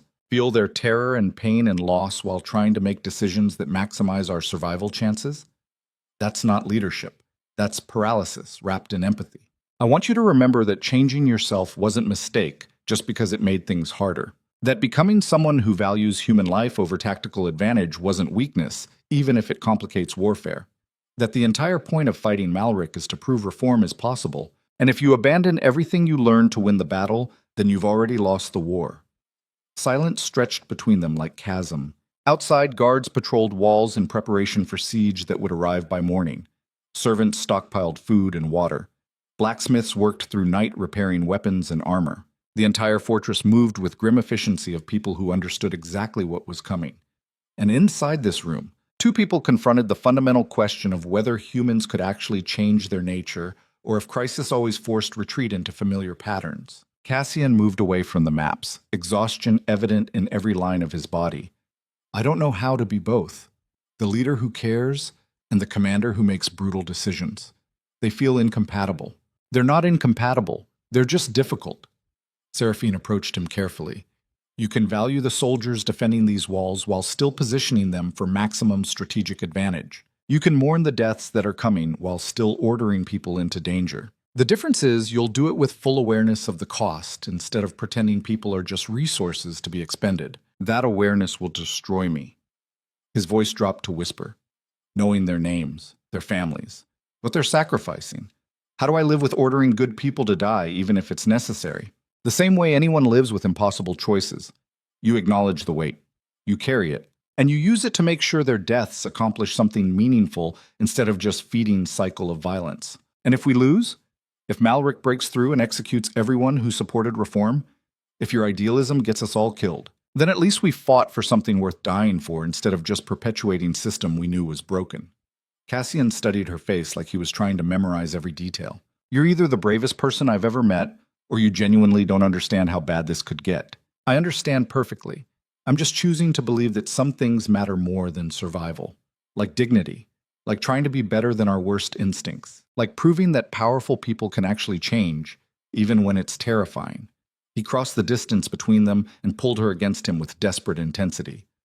Hold that belief, please, because I'm gonna need it when the reality of what's coming makes optimism feel like delusion. She wrapped her arms around him and felt his heart hammering against her chest.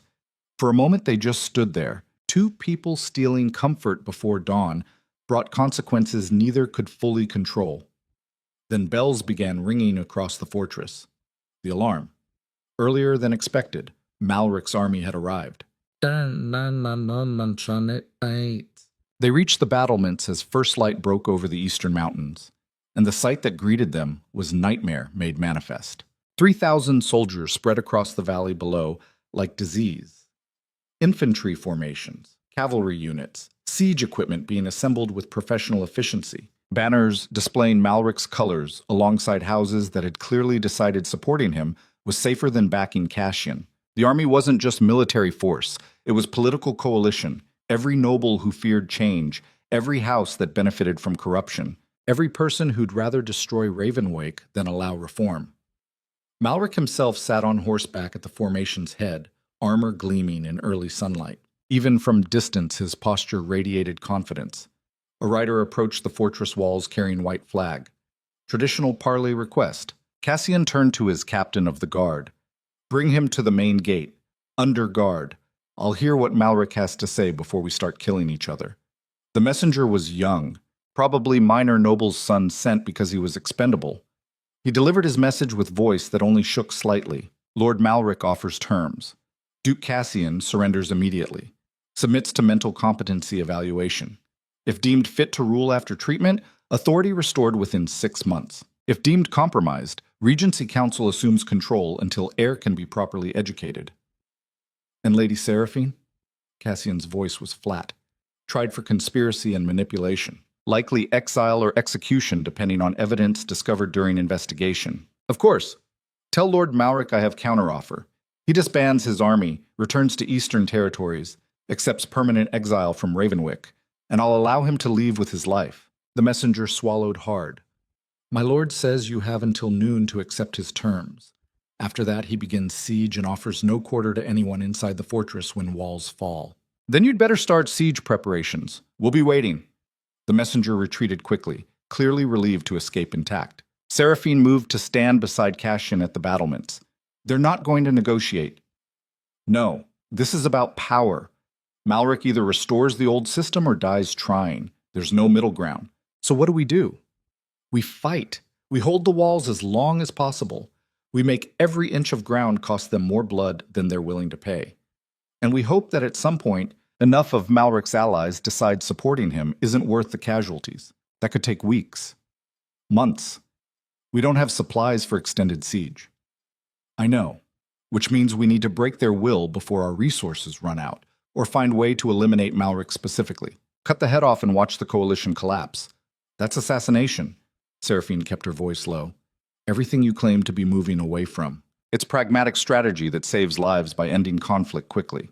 Cassian turned to face her. And it's exactly the kind of brutal calculation that Octavian would have recommended. Which is your point? That I'm still thinking like the monster he created instead of the reformed leader I'm supposed to be. Can you even be reformed leader during war? Or does survival always force retreat into darkest instincts? The question was more philosophical than tactical, but it was also the heart of everything they'd been struggling with. Because this was the ultimate test, not whether Cassian could be thoughtful and merciful during peaceful governance, whether he could maintain humanity while making life and death decisions under pressure, whether change was possible when circumstances demanded exactly the brutality he was trying to move away from. And neither of them knew the answer. Noon arrived with his first wave of attacks, siege engines launching projectiles at the walls, infantry advancing behind mobile shields, cavalry probing for weak points in defensive positions. Ravenwick's defenders responded with arrow volleys and heated oil and concentrated fire at choke points. Bodies fell on both sides. Screams echoed across stones. Blood stained snow red beneath winter sun. Cassian commanded from the walls, directing defenders with the same cold efficiency that had made him legendary. But Seraphine noticed differences. The way he paused when young soldiers fell. The tightness around his eyes when ordering counterattacks he knew would result in casualties. The way his hand clenched every time he heard dying screams. He was carrying the weight, feeling the cost. Remaining functional despite the burden instead of because of emotional distance. It wasn't retreat into monstrosity. It was something harder. Maintaining humanity while doing terrible necessary things. The first day ended with Malric's forces establishing siege positions but failing to breach walls. Casualties were heavy on both sides. Ravenwick lost perhaps 80 defenders. Malric lost closer to 200 attackers. The mathematics favored defenders for now, but attrition would eventually tip scales towards superior numbers. That night, Cassian walked the walls inspecting damage and checking on wounded. Seraphine accompanied him, watching him stop at each injured soldier, learning their names, asking about their families, promising they'd be cared for. It was the opposite of detachment, deliberate engagement with human cost of his decisions. Near midnight, they found Clara in the medical wing, helping treat wounded with same stubborn determination she'd shown staying in Ravenwyke despite constant danger. My lady, She looked up from bandaging a guard's shoulder. You should be resting. Tomorrow will be worse. So should you. But neither of us are built for sitting idle while people suffer. Clara smiled sadly. I used to think nobility meant expensive dresses and avoiding work. Then I met you and learned it means being too stubborn to abandon principles even when they make life harder. That's not nobility. That's stupidity wrapped in idealism. Maybe there's no difference. They worked together until dawn, treating injuries and offering comfort to people who'd chosen to fight for something they barely understood. Most of these soldiers probably didn't care about reform or corruption. They fought because Cassian commanded them, because fleeing meant execution for desertion, because they had families inside the fortress who'd die if walls fell. But some fought because they'd seen glimpses of what Ravenwyck could become. Had noticed that the Duke who once executed people for minor infractions now showed measured justice. That mercy had entered governance in small ways. That change, however fragile, was actually possible. Those were the soldiers who worried Seraphine most, because they'd invested hope in transformation that might not survive this siege. And if that hope died, cynicism would replace it. The second day brought escalated attacks. Malric's forces had constructed siege towers overnight. Now they pushed them toward walls while archers provided covering fire and infantry prepared to storm battlements. The fighting was brutal, hand-to-hand combat on narrow walkways where one misstep meant falling to death. Defenders using every weapon available against attackers who kept coming in waves that seemed endless. Cassian fought alongside his soldiers, not from safe command position but in the actual combat. Sword work that demonstrated why people feared the Iron Duke. Precision that came from years of training and actual battlefield experience. But Seraphine noticed he only killed when absolutely necessary, disarmed when possible, targeted officers over common soldiers, fought with economy that minimized casualties rather than maximized body count. It was subtle difference, probably invisible to most people, but it mattered, because this was a ruler who understood that every death, even enemy deaths, represented failure. That winning battle through massacre was different than winning through minimum necessary force. That violence could be tool rather than default response. Near sunset of the second day, disaster struck. One of the siege towers reached the walls. Attackers poured onto battlements before defenders could respond effectively. The breach threatened to cascade into complete defensive collapse. Cassian rallied nearby soldiers and personally led counterattack that pushed invaders back. But in the chaos, he took a blade across his ribs. Not fatal, deep enough to matter. He kept fighting despite blood soaking through armor, kept commanding despite obvious pain, kept projecting strength even as his movements slowed from injury and exhaustion. They held the wall. Barely. The siege tower was destroyed, the breach sealed. But the cost was devastating. Another 120 defenders dead. Twice that wounded. Seraphine found Cassian after the fighting ended, leaning against battlements while a medic stitched his side. His face was pale from blood loss, but his eyes were still alert. You should be resting. Her voice came out sharper than intended, fear manifesting as anger. I'm fine, just superficial. You're bleeding through bandages, and you can barely stand. That's not fine. I've had worse. He tried to straighten and nearly collapsed. The medic caught him. Your grace needs proper treatment. The medic's voice was firm. This wound could fester if not properly cleaned and monitored. After I checked defensive positions, now. Seraphine's tone left no room for argument. You're no good to anyone dead from infection or collapsed from blood loss. Let them treat you properly. For a moment, she thought he'd refuse out of stubborn pride. Then he nodded and allowed the medic to help him toward the medical wing. She stayed with him while they cleaned and restitched the wound. Watched him grip the table edge hard enough to leave finger marks in wood but make no sound of pain. Watched the medic work with practiced efficiency born from treating too many injuries. When they were finally alone, Cassian spoke without opening his eyes. We can't hold much longer. Another 2 days, maybe. 3 if we're lucky. Then the walls fall or we run out of defenders or both. So what do we do? What we should have done from the beginning. I challenge Malric to single combat, personal duel. Winner takes Ravenwyck. Loser accepts defeat. You're injured, exhausted. He has every advantage, which is why it might work. Malric's entire claim is that I'm compromised and unfit to rule. If I challenge him publicly, he either accepts and proves his leadership through combat or refuses and looks cowardly in front of his allies. Either way, we break the Siege Coalition's confidence. And if you lose, if he kills you in single combat, then you flee before the fortress falls. Take Clara and whoever else you can save. Reach the Southern Territories. Live. The casualness with which he suggested his own death and her survival was almost worse than the wound. I'm not fleeing. Seraphine moved closer. If you die, I die defending what we tried to build. That's the deal. That's stupidity. That's loyalty. There's a difference. Cassian opened his eyes and looked at her with expression that held too many emotions to name. You make me want to survive, not just tactically. Actually want to live instead of just continuing to exist while completing objectives. That's terrifying. Good. Terror means you're still human instead of just tactical instrument wearing human shape. He reached for her hand, movements careful around fresh stitches. If I don't survive tomorrow's challenge, you will.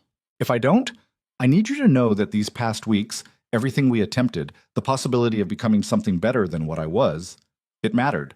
Even if it all collapses. Even if Malric wins and restores everything. For a brief moment, I was actually alive instead of just functioning. You gave me that. The words carried finality that made her throat tight.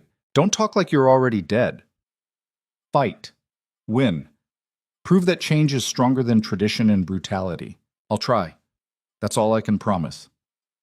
The next morning, Cassian stood on the battlements and issued formal challenge. His voice carried across the valley to Malric's forces assembled below. Lord Malric, you claim I'm unfit to rule, that I've been compromised by foreign influence and require removal for Ravenwick's safety.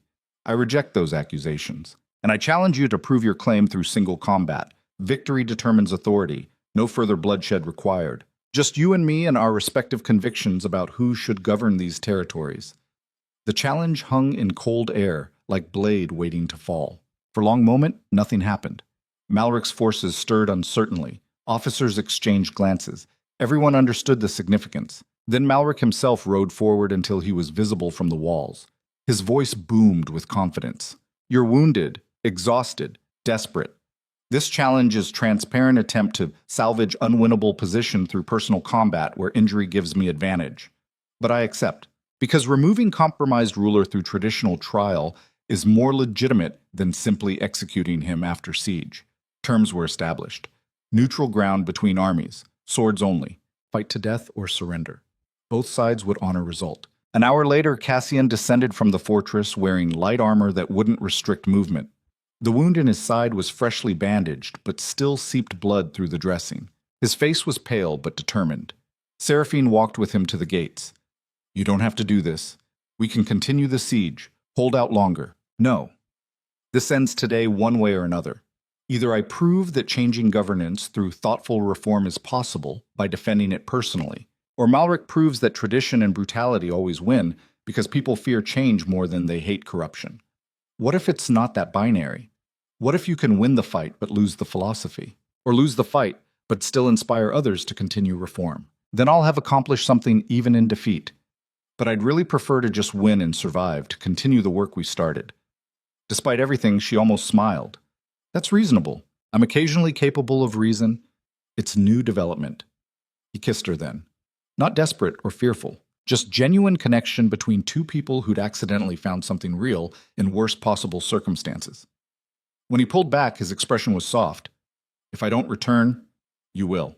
But if I don't, remember that you were right about almost everything.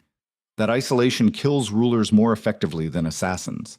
That trust is strength rather than weakness. That changing ingrained nature is possible even if it's terrifying. Everything Octavian taught me was designed to keep me controllable. Everything you taught me was designed to set me free. Then use that freedom to win this fight.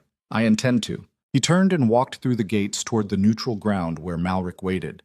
Every step was measured, deliberate. The Iron Duke marching toward trial by combat that would determine Ravenwyke's entire future. Seraphine climbed back to the battlements to watch. Clara joined her, along with hundreds of defenders and thousands of attackers, all gathered to witness their leaders settle this through ancient tradition. The combatants met in cleared space between armies, circled each other like predators evaluating threats. Then steel rang against steel and the duel began. Malric had every advantage. Better health, more rest. Decades of military command that included extensive combat experience. He fought with brutal efficiency designed to exploit Cassian's injury and exhaustion. But Cassian had something Malric didn't. Desperation fused with purpose. He wasn't just fighting to survive, he was fighting to prove that the transformation he'd undergone mattered. That becoming someone who valued human life and thoughtful governance over pure domination was strength rather than weakness. The duel was savage, neither man giving ground, both drawing blood. Malric opened the wound in Cassian's side further. Cassian responded by nearly taking Malric's sword arm off at the elbow. They fought until both were bleeding and gasping, until every movement was agony, until spectators couldn't tell who was winning or if both might just collapse simultaneously. Then Cassian did something unexpected. He disarmed Malric with a move that left the older man defenseless on his knees, sword at his throat, one thrust away from death. And instead of executing him, Cassian stepped back. Yield, his voice carried across the battlefield. Acknowledge defeat, disband your forces, accept exile, and I'll let you live. Malric stared up at him with expression mixing disbelief and fury. You're showing mercy? To someone who came to destroy you? I'm showing that rulership through measured justice is possible, that we don't have to kill every enemy to maintain authority. That change isn't weakness even when it makes decisions harder. This is exactly the kind of compromise thinking that proves you're unfit to rule. Malric spit blood. True leaders understand that mercy to enemies invites future rebellion. You should kill me. Your advisor Octavian would have demanded it. Octavian is dead because he confused brutality with strength. I won't make that mistake. Yield or die. Choose. For 10 heartbeats that felt like eternity, Malric seemed to consider forcing Cassian's hand, refusing to yield and accepting death rather than public surrender. Then his shoulders sagged. I yield. The words came out broken, defeated. Cassian kept his sword ready but addressed both armies. Lord Malric has yielded. The challenge is concluded. His forces will disband and return to their territories. Anyone who refuses will be treated as independent criminal rather than soldier under legitimate command. The siege ends now. For a moment, nobody moved. Then Malric's officers began ordering withdrawal, slowly at first, then with increasing momentum as soldiers decided that continuing without their commander was suicide. The coalition collapsed exactly as Cassian had predicted. Without central leadership and unified purpose, it dissolved into component parts more interested in survival than continued conflict. By sunset, the valley below Ravenwick was empty except for abandoned siege equipment and too many corpses waiting for burial. Cassian made it back to the fortress before collapsing from blood loss and exhaustion. Medics rushed him to treatment while Seraphine held his hand and tried not to think about how close they'd come to complete disaster. He recovered slowly over the following weeks. The wound infected despite careful treatment, requiring extensive healing, but he survived. And while he healed, Ravenwyck began transforming in ways that Octavian would have considered impossible. The execution stopped almost completely, replaced by exile or imprisonment or restitution depending on crimes committed. Noble houses who'd supported Malric faced economic sanctions rather than wholesale destruction. Reform continued, but with measured deliberation instead of rushed changes that sparked rebellion. It wasn't perfect. Some nobles still grumbled. Some houses still plotted. Some people still feared the Duke more than they respected him. But slowly, gradually, perceptibly, Ravenwyck changed. Changed because its ruler had proven that mercy could coexist with strength, that showing humanity wasn't weakness, that leaders could evolve beyond their worst instincts without being destroyed by that vulnerability.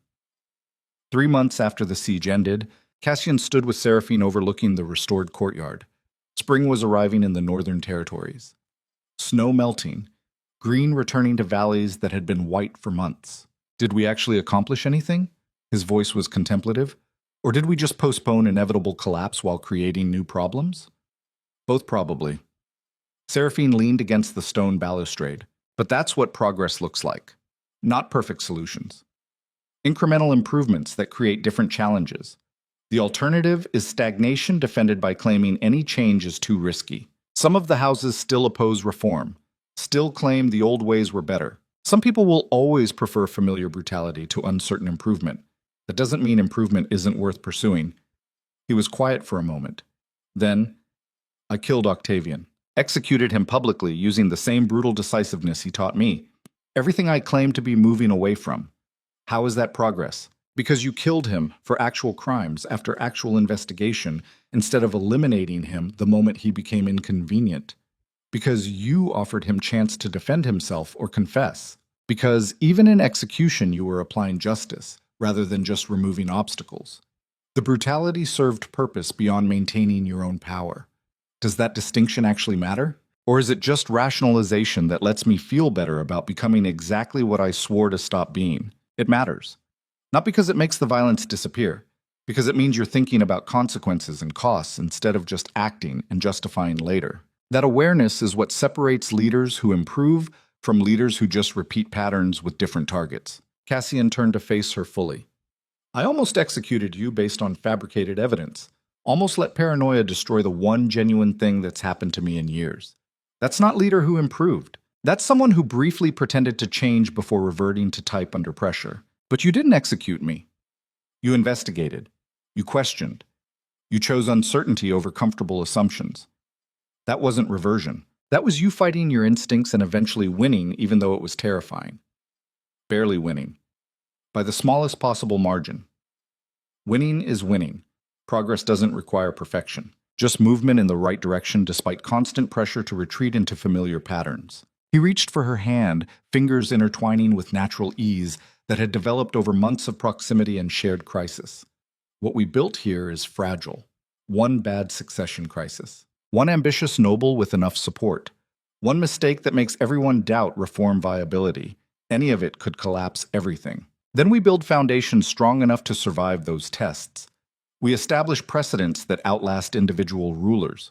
We prove that governing through thoughtful justice works better than governing through pure fear, even if it's harder. You make it sound almost possible. That's because it is possible, difficult, uncertain, requiring constant vigilance against sliding back into old patterns. But possible. They stood in silence, watching spring arrive across territories that had almost destroyed themselves. Watching people go about daily lives in Fortress that felt slightly less suffocating than it had months ago. Watching evidence that transformation, however incomplete, was actually occurring. Clara appeared on the balcony carrying correspondence that required attention. My lady, your grace, these need review before tomorrow's council session. Thank you. Seraphine took the documents and smiled at her maid, who'd somehow become advisor in her own right. How's the new governance training program developing? Better than expected. We have 43 people enrolled. Servants, minor nobles, even some merchants, all learning about law and policy and administration. The kind of broad education that creates informed citizens instead of just obedient subjects. Octavian would have hated that. Cassian's tone was approving. Educated population is harder to control through misinformation. That's the point. Clara's smile was fierce. Can't build legitimate governance on foundation of ignorant fear. People need to understand how systems work if they're going to hold leaders accountable. When did you become political philosopher? Around the same time, I realized that serving tea and arranging furniture was waste of life that could be spent improving things. Your influence, my lady. Seraphine laughed. I'll accept responsibility for corrupting you toward civic engagement.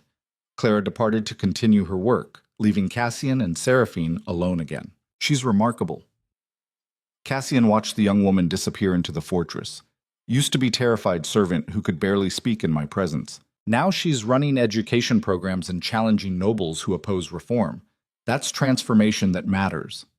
People rise to expectations. Set low expectations and they meet them. Set higher standards and at least some of them exceed them. Is that what you did with me? Set higher expectations and waited to see if I'd meet them? I saw someone desperate to stop being monster and offered him path towards something different. What you did with that opportunity was your choice. The best choice I've made in years, possibly ever. Even though it almost got you killed multiple times and definitely made governance significantly more complicated. Especially because of that. Easy choices don't transform people. Only difficult ones that force confronting who we actually are versus who we pretend to be. The conversation drifted into comfortable silence. Not the oppressive quiet of isolation, but the peaceful stillness of two people who'd earned right to simply exist together without constant performance. That evening, Cassian made an announcement that surprised even Seraphine. He was establishing formal council where governance decisions required majority vote rather than ducal decree, where advisors had actual power instead of just serving at his pleasure, where reform could continue even if future dukes tried to reverse course. It was radical, unprecedented, voluntary reduction of absolute authority in favor of distributed governance. Half the nobles thought he'd lost his mind. The other half cautiously supported the idea while waiting to see how it actually functioned. But it was genuine structural change. the kind that transformed how power operated rather than just who wielded it. That night, lying beside each other in chambers that had witnessed so many conversations and confessions and desperate plans, Seraphine asked the question that had been building for weeks. Do you regret it? Any of it? Cassian was quiet for a long moment. His hand traced patterns on her shoulder while he considered. I regret the people who died, the soldiers who fell defending walls during siege, the casualties from years of brutal governance before you arrived, the way I executed threats without investigating whether they were actually dangerous or just convenient to eliminate. All of that carries weight. I'll never escape. But the transformation itself? No. Despite everything, despite the fear and uncertainty and constant pressure to retreat into familiar patterns, despite knowing that what we're building is fragile and could collapse at any moment, I don't regret trying to become someone worth following instead of just someone people are too afraid to challenge. Even though it's harder, even though ruling through pure dominance would be simpler, especially because of that. Simple doesn't mean correct. Efficient doesn't mean just. I spent 8 years taking the easy path of brutality and ended up completely alone in fortress full of people who hated me. This path is harder, but at least I can look in mirror without seeing monster staring back. You were never complete monster, just person who'd been taught that humanity was liability. Distinction without difference for the people I executed without real justification. But yes, Octavian shaped me into weapon he could control by convincing me that any softer approach invited destruction. Breaking that conditioning required someone stubborn enough to keep challenging even when I kept pushing back. So I'm stubborn. That's my defining trait, among others. Brave, idealistic, occasionally infuriating, generally right about things, even when I desperately want you to be wrong. High praise from the Iron Duke. Reformed Iron Duke. There's a difference. Is there? Or are you just slightly more thoughtful version of the same brutal ruler? The question was genuine rather than accusatory.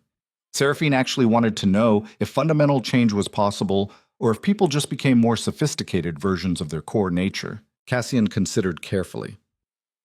I don't know. Maybe I'm still the same person making different choices. Maybe transformation is just sustained effort to act against worst instincts until better patterns become habit. Maybe there's no essential self that changes, just behaviors that gradually shift over time. Does the mechanism matter if the results are measurably better? Yes. Because if you're just performing reform while staying fundamentally unchanged inside, then pressure will eventually force reversion. But if actual transformation occurred, if your core values shifted, then the improvements are more likely to survive stress. Then I hope it's real transformation, because the alternative means I'm one crisis away from becoming exactly what I was before. And that possibility terrifies me. Fear of regression is probably a good sign. Means you're aware of the danger instead of assuming change is permanent once achieved. They lay in darkness, punctuated by firelight dancing across stone walls that had witnessed centuries of rulers and their failures and occasional triumphs. Outside, Ravenwick settled into night, transformed but still recognizable, different but not entirely new. Evidence that change was process rather than event, that becoming better was journey without clear destination. Spring turned to summer, summer to fall, fall to winter again. The Reformed Governance Council functioned better than expected. Nobles who'd initially opposed it gradually recognized benefits of distributed decision-making. The education programs expanded. Minor reforms accumulated into significant shifts. It wasn't perfect transformation. People still died. Injustices still occurred. Power still corrupted in subtle ways that required constant vigilance. But Ravenwick was measurably better than it had been. Measurably more just. Measurably more focused on human welfare than pure domination. And Duke Cassian Dravenmore, who'd once been known only as the Iron Duke, became something more complex. Still formidable. Still capable of brutal decisiveness when required, but also thoughtful. Also capable of mercy. Also willing to admit mistakes and adjust course. The territories flourished in ways that terror-based governance had never achieved. Trade increased because merchants weren't constantly worried about arbitrary confiscation. Families grew because people felt safer raising children. Innovation emerged because creativity requires security that pure fear suppresses. The transformation wasn't complete. Perhaps it never would be. But it was real. And on quiet evenings, when Cassian stood at those same windows overlooking his territories, he no longer saw kingdom maintained through fear. He saw communities of actual humans whose lives improved because their ruler valued their welfare over his own absolute control. Seraphine joined him one such evening, 2 years after she'd first arrived as collateral for her father's debts, thinking about what could have been. Her voice was soft, thinking about what almost wasn't. If you'd been less stubborn, if I'd been more paranoid, if Octavian had won, if Malric had killed me during that duel, any of those outcomes would have prevented everything we built. But they didn't happen. We're here. Ravenwick is better. That's what matters. Is it enough, though? Enough to justify the cost? The people who died during the siege, the casualties from exposing corruption, the instability we created while reforming. Nothing is ever enough to fully justify death and suffering. But that doesn't mean improvement isn't worth pursuing. You're asking if positive outcomes erase negative costs. They don't. They just make those costs serve purpose beyond pure destruction. When did you become so wise? Around the same time you became capable of asking questions instead of just issuing brutal judgments. We've both changed. For the better? Definitely for the better. Even with all the complications and uncertainties and ongoing struggles, better than what we were. Cassian pulled her closer, and they watched winter sunset paint snow-covered valleys in shades of gold and crimson. The fortress cast long shadows, but they were just shadows, not the suffocating darkness of fear-based rule. Below them, the kingdom continued its imperfect transformation. People lived and loved and struggled and occasionally thrived, not because they were forced to survive under brutal governance, because they were actually supported by leadership that valued their humanity. It was messy, complicated, frustratingly difficult to maintain, but it was real, and in the end, that reality mattered more than any fantasy of perfect control or absolute authority or rulers who never made mistakes. Because the true measure of power isn't how completely you can dominate. It's whether you can transform yourself from what you were into something better despite every pressure to remain unchanged. And Duke Cassian Dravenmore, who'd once believed that fear was the only sustainable foundation for governance, had proven that even the most brutal rulers could choose differently, could choose trust over paranoia, connection over isolation, humanity over domination, could choose to become legends not for terror they inspired, but for transformation they achieved. The name Cassian Dravenmore no longer inspired fear alone. It inspired hope. Complicated, uncertain, fragile hope. But hope nonetheless. And throughout the kingdom of Valadorn, that hope became seed from which genuine change could grow. Slowly, imperfectly, but inexorably. Because once people see that transformation is possible, once they witness power choosing mercy over brutality, once they understand that rulers can evolve beyond their worst instincts, the old patterns of pure domination become harder to sustain. Not impossible. Change is never guaranteed or permanent, but possible. And possibility, however fragile, is how all lasting transformation begins.